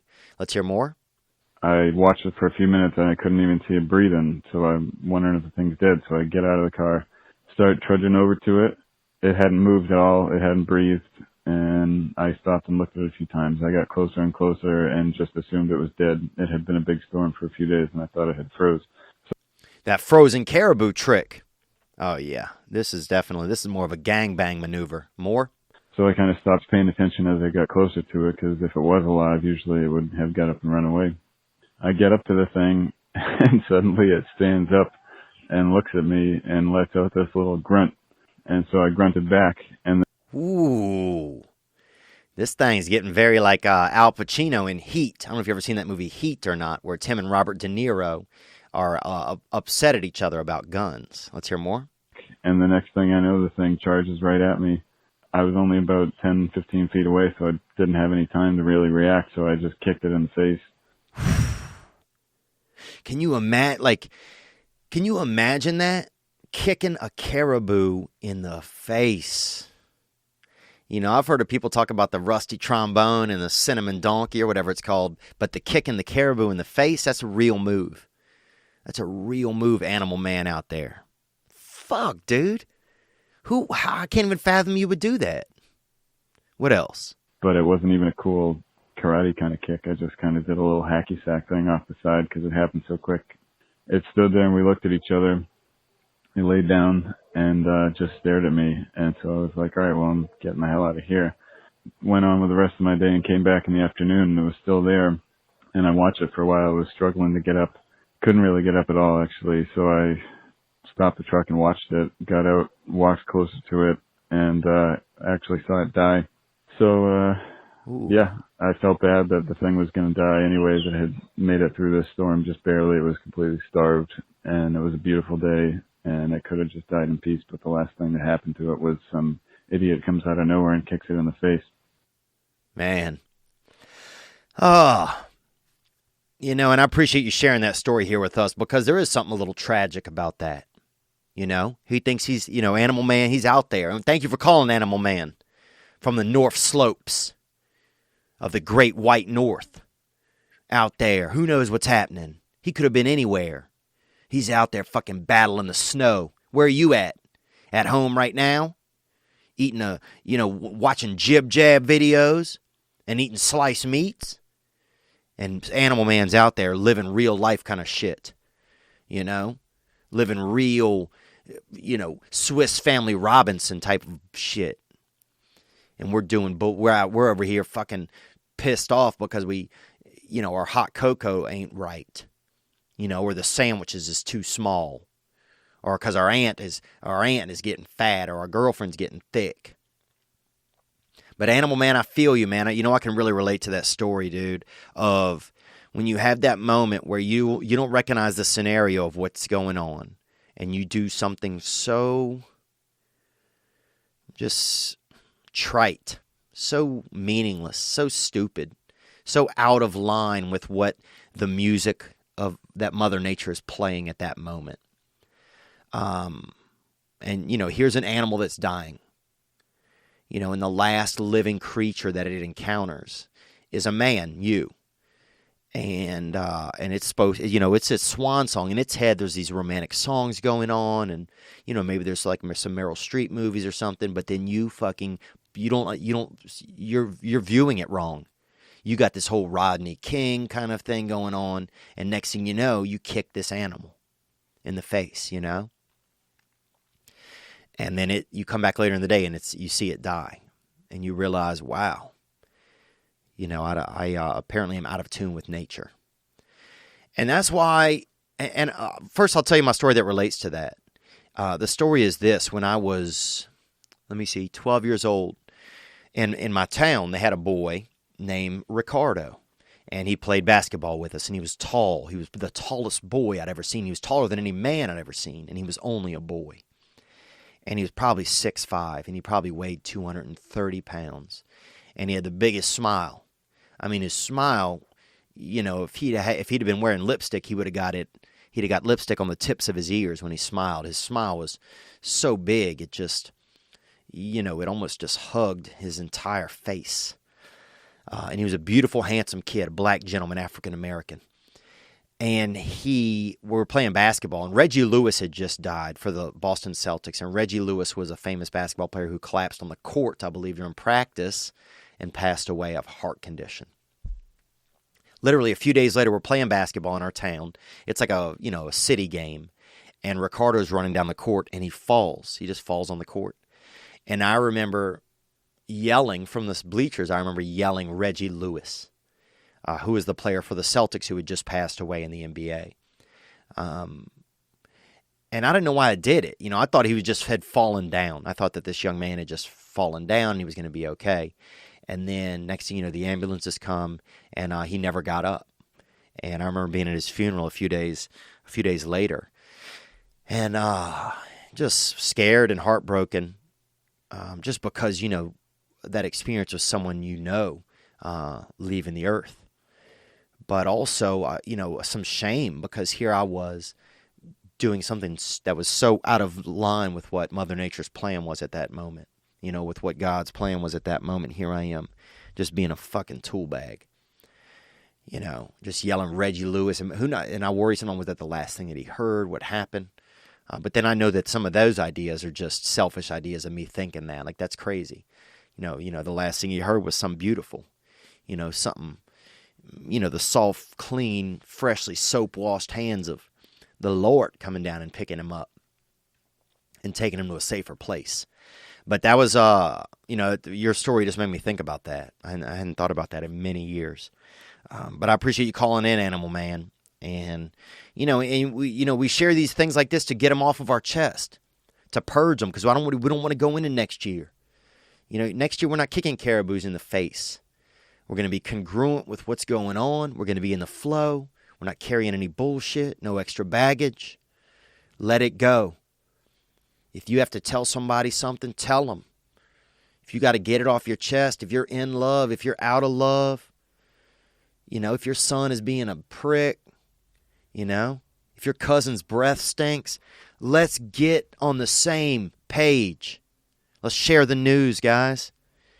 Let's purge. If you need to make a call and leave a voicemail to somebody and let them know that they fucked you up, or that they bullshitted you, or that you invested something, you were vulnerable, get it done.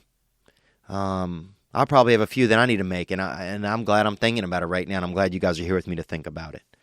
I'm glad you guys are here with me to think about it. We got a few more calls that came in, and we had some people that responded. We had a young lady that called last week saying, how does she get out of the friend zone? And we'll get into that in just a second, but I want to play a call that came in from a caller right here. Thank you for calling the hotline. And the hotline is 985-664-9503. In the new year, I'd like to get back to, if people are having issues out there, if you're struggling, of course, with anything, call in about it. If I can relate, I'll share my experience. Also, if you're struggling with addiction or some issues like that, feel free to call. Just don't want you feeling alone. Because you're not. Let's take this call. Here we go. Again, the hotline, 985-664-9503. You'll have up to 3 minutes to leave a message. And I appreciate all the voicemails that have come in. Thank you very much. Hey, Theo. This is Kyle from Colorado. Just thinking of how all these people calling in on you, checking in on you, making sure you're doing well or all that stuff.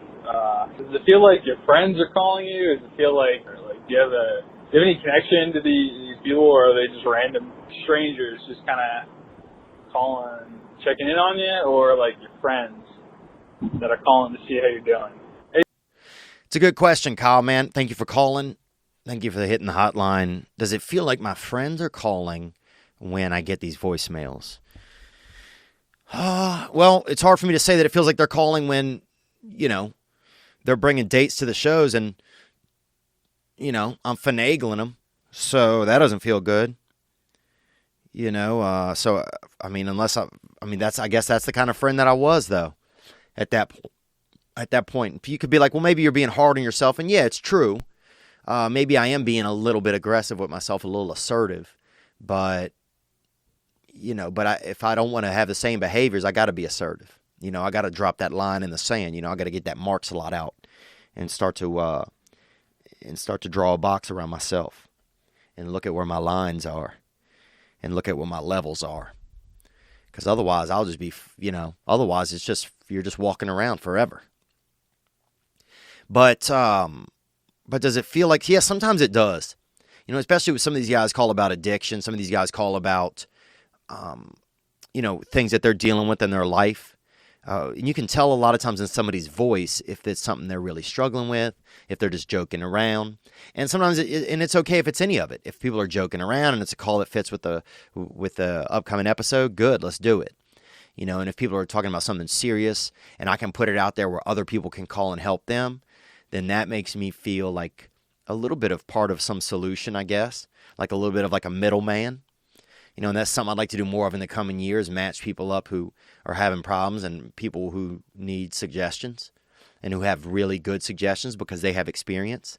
And I think that's one thing we're starting to do by, fielding issues and putting them out there for you guys to call in and give thoughts and suggestions to listeners. So, yeah, I guess it does feel like friends. I mean, I get into the hotline, I search on that Google inbox, and next thing you know, there's, 50 voicemails in there, and it's like, damn, what's going on? Some people call in, they just rambling. Some people call every single week, and I try to always get one of their calls on, but it doesn't fit a little bit. but I'm never like, fuck, I wish this person wouldn't call anymore. I'm always grateful. I try to some people, I just text them back and just check in on them and see what's going on. I don't even put the call up here on the show. I just text them, and we'll have a little bit of a text communication and just see what's going on, if it's something that's happening. So it makes me feel, I do think it makes me feel good. It makes me feel, and this may be selfish, but it makes me feel sometimes like, like I'm able to be, part of somebody else's universe a little bit, and I learn a ton of shit. I mean, there's a lot of people will call in with just suggestions or advice from me, or links or information to things that I've talked about, and like, dude, this is where you can get help for that, or this is where you can learn about that. And I appreciate those things. So I guess it certainly feels like a community. It feels like we're starting a community, so that feels good. And I love the suggestions about what we should do for next year on the podcast and things like that. And I love the fact that we have some ladies calling in. This has been a crazy year, especially as a man. This has been a year where I've asked myself, how racist am I? Am I racist? Where does racism lie within me? When the take a knee stuff and a lot of the, political division in America this year, I feel like for me, it had me asking a lot of questions to myself, even innately. Even when I didn't want to be asking, I was just like, I would start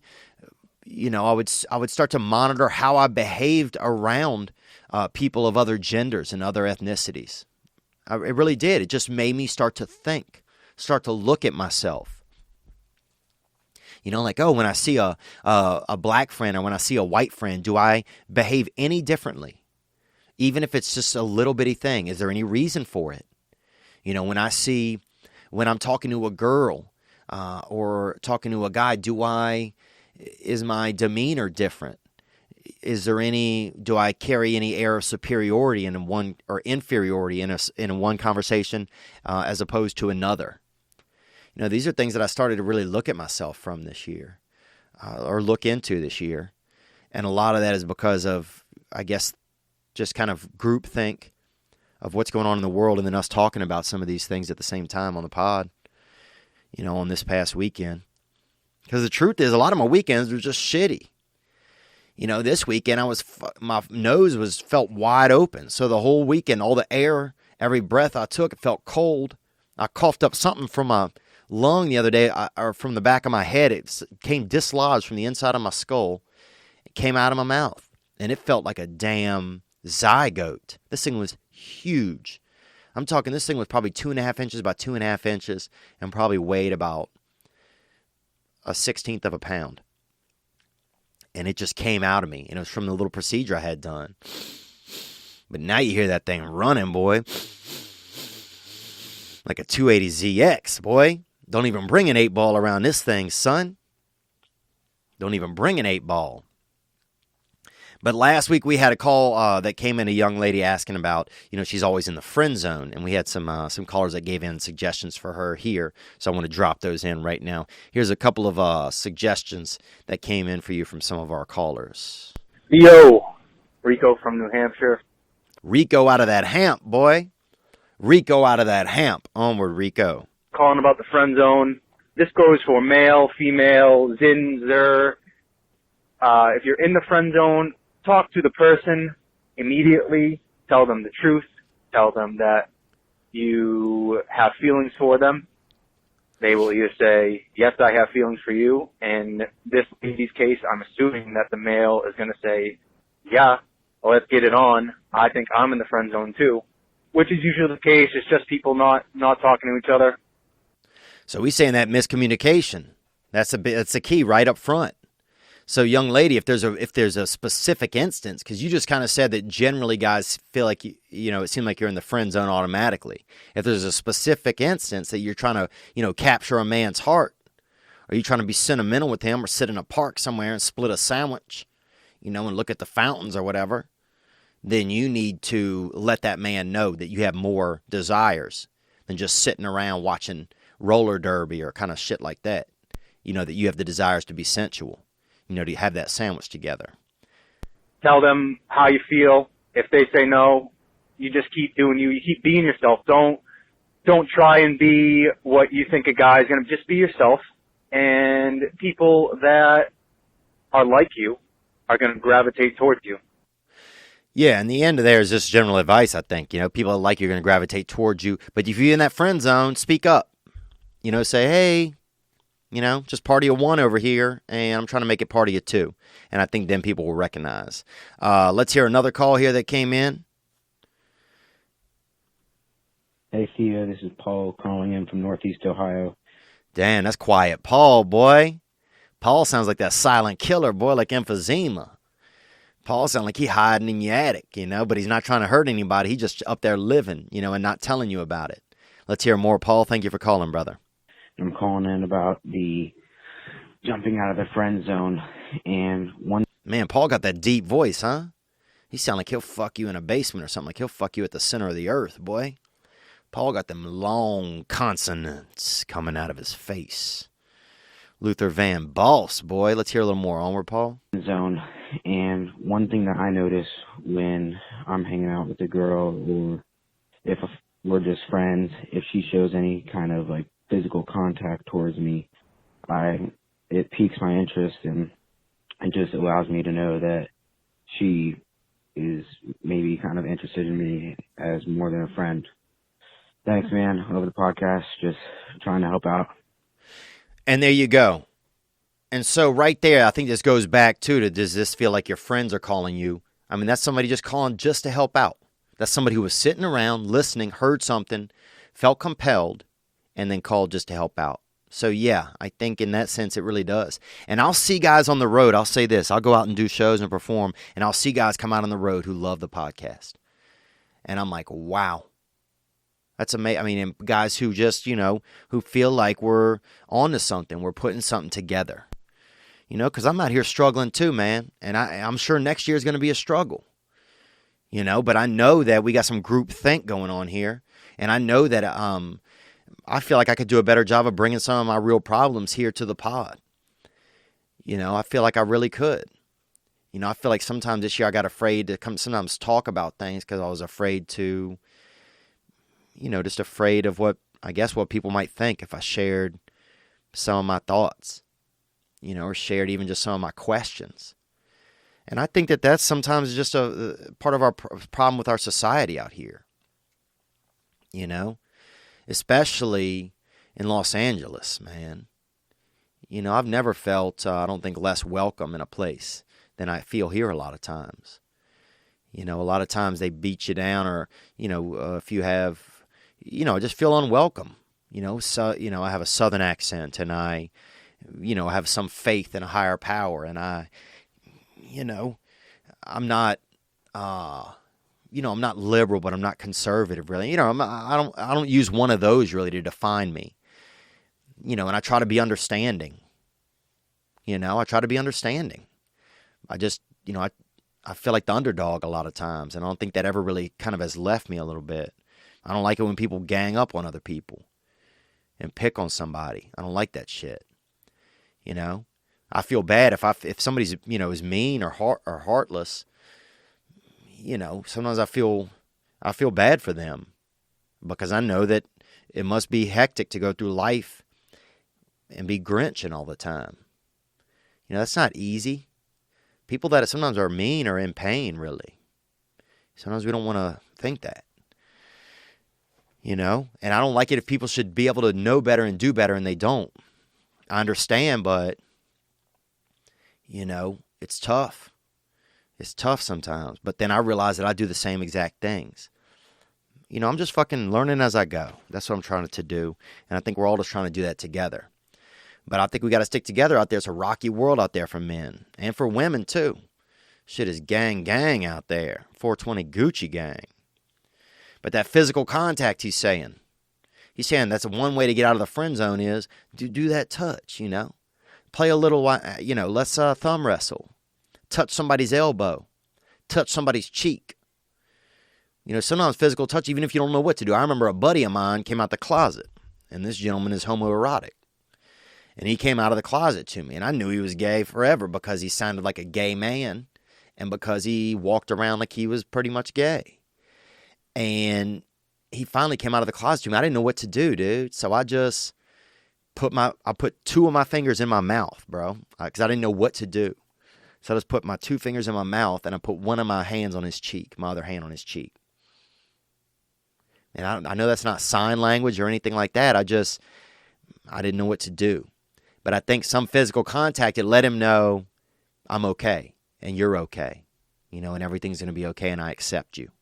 So sometimes that physical contact will let people know, just they can feel that. You ever get that, if you get that electricity when you're walking across the floor, like in the library, we used to have this gentleman named Pierre. And he was a black gentleman, and he was our librarian. And he was probably the only black librarian in the 1980s or 90s. And we used to run our feet along the carpet in the library. And then when he was resting, because he would rest involuntarily.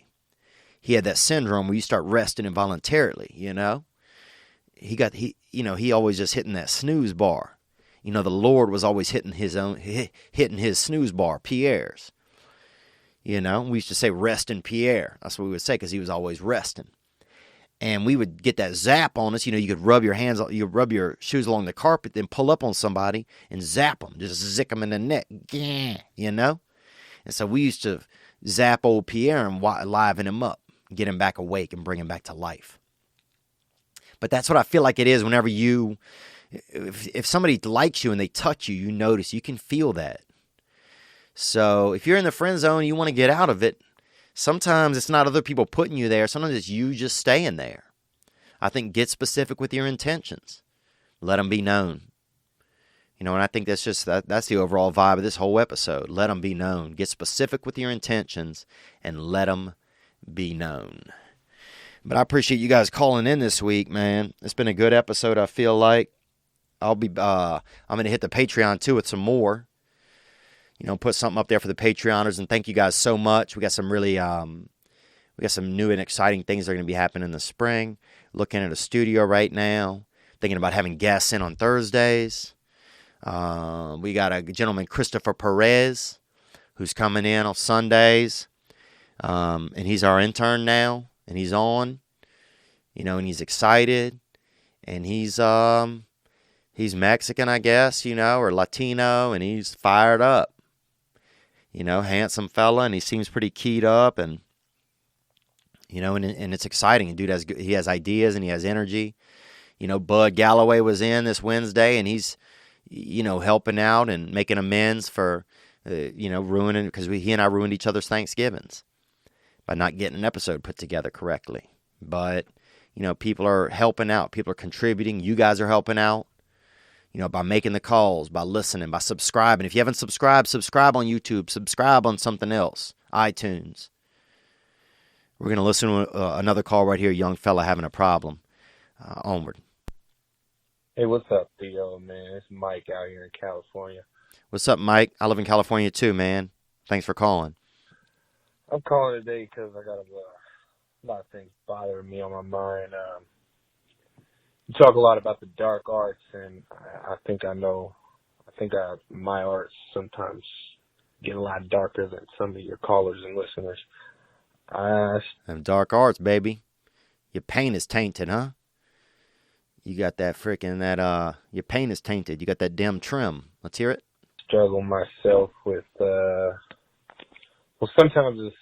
sometimes finding a lady friend isn't that easy. Yeah, sometimes finding a lady friend isn't easy, especially, I notice in Los Angeles, that's where I live, it's really tough. But let's hear more. So I resorted to banging trannies. And I know what you're thinking. Pretty fucking weird and sick. And it's not like I like... No, I don't think it's weird and sick, man. People bang transvestites. Somebody's having sex with transvestites.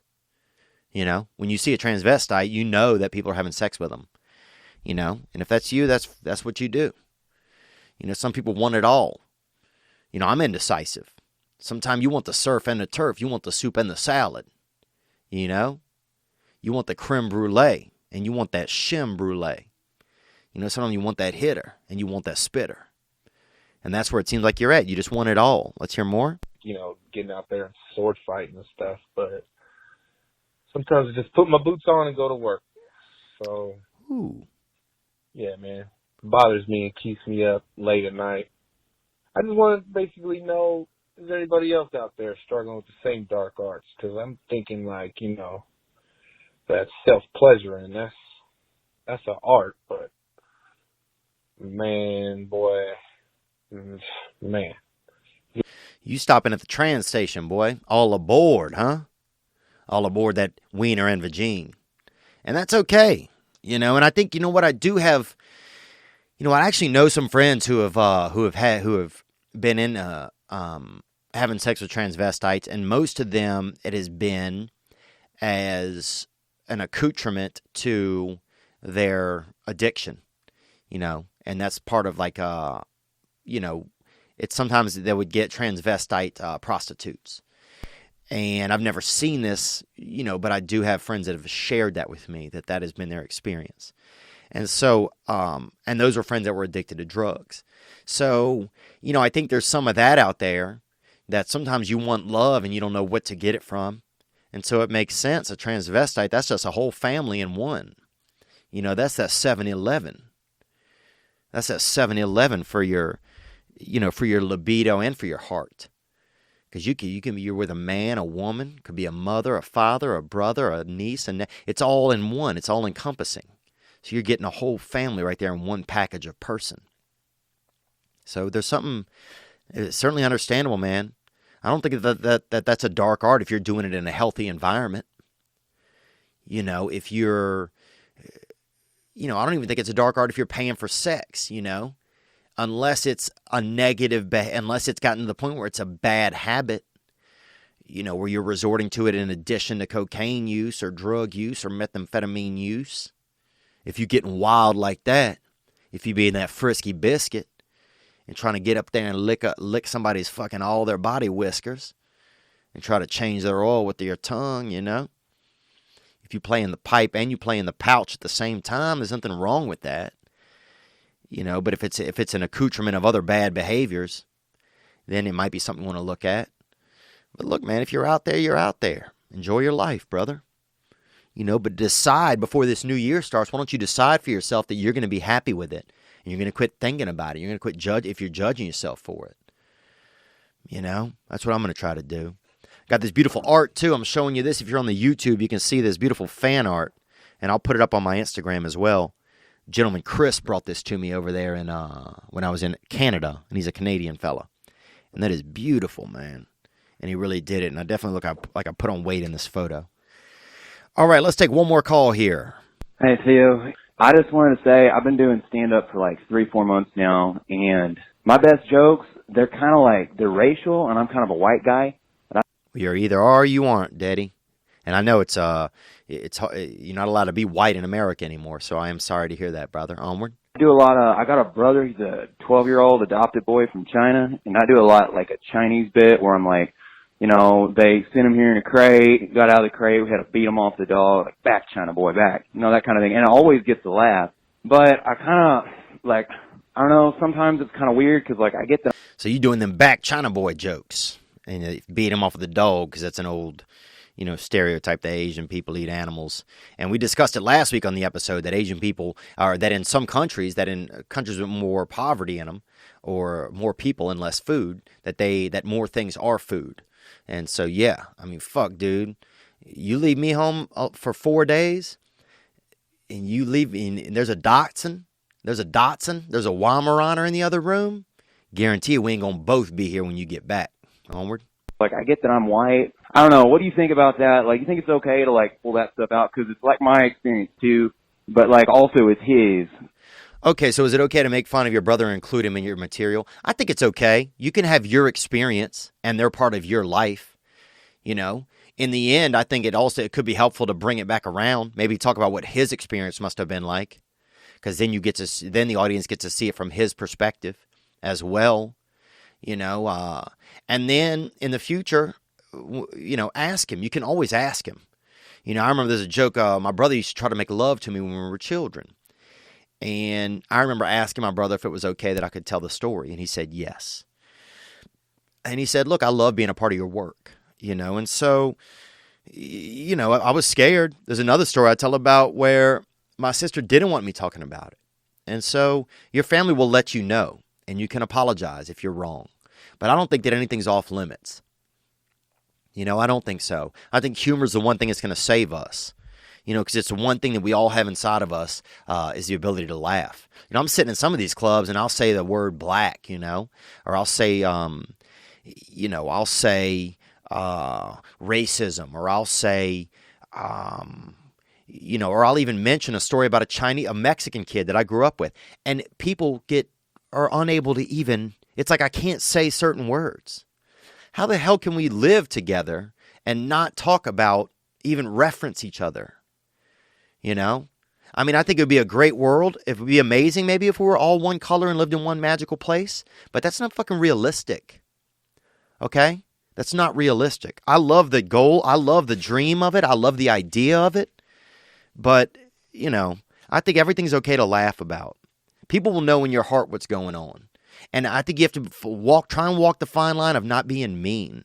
When I look at my earlier comedy when I was younger, I do find that I was mean about some things because I had some anger in me. And as I've been able to let that anger go, I've been able to share some of the same stories and same attitudes, but with a kinder tone. And I find I'm grateful for that. I'm grateful for that mild evolution that's slowly happened in me. And sometimes it comes and goes slow. It comes and goes slow. But yeah, I say keep going. And if they get offended, try and talk about how you're offended even. That's one thing I'm going to start doing. That's one thing I'm going to start doing. So with that said, man, we're going to cut out here. I appreciate you guys calling. There will be a Thursday episode, and if you guys want to call in, we can make it about Christmas. I don't know what we're going to make it about. I want to know what's going on. What do you want to get off of your chest from this year? Let's do that. What do you want to get off of your chest from this year? That you don't want to take into the next year with you. What are you tired of carrying around? What are you tired of carrying around? I'm tired sometimes of being non-committal. I'm tired of it. I'm tired of feeling inadequate sometimes and not getting help for myself. I'm tired of, spending time with somebody that I care about, but being afraid to talk about real issues that are in my mind for fear of alienating them. I'm tired of feeling ashamed to be a man or stand up for myself sometimes because of the way the society is these days and makes us feel. I'm tired of sitting around while people make fun of poor people. I'm tired of feeling like everything gets blamed on poor people and white people. I'm tired of not speaking up for myself. I'm tired of not being more active. I'm tired of not waking up every day and seizing my day. And if I'm unable to because I'm feeling depressed or something, I'm tired of not figuring out why I'm depressed or getting to the bottom of that shit so I can move on. I'm tired of that kind of stuff. I really am. I'm tired of it. We'll take this one call real quick. This came in a couple weeks ago, and I wanted to play it, and I didn't, but here we go. Hey, Theo. This is JP down in Alabama. I'm a 35-year-old male who has been married 2 times now. I'm on my second marriage, and this second one's going pretty successful so far. I just wanted to address your fears being in a relationship that you talked about last week. I think, really, man, I'm like I said, I'm a fan. I don't want to come off as an asshole here, but I think you're just kind of being a pussy about it, man. As somebody who's been through some bullshit with women several times, it's always worth it in the end. Seems like it's me, if you get out of it alive, If you got some bullshit going on with some women, he said it's always worth it in the end if you get out alive. And that's JP from Alabama. But I think the message was that, you're being a pussy. And I think there's some truth there.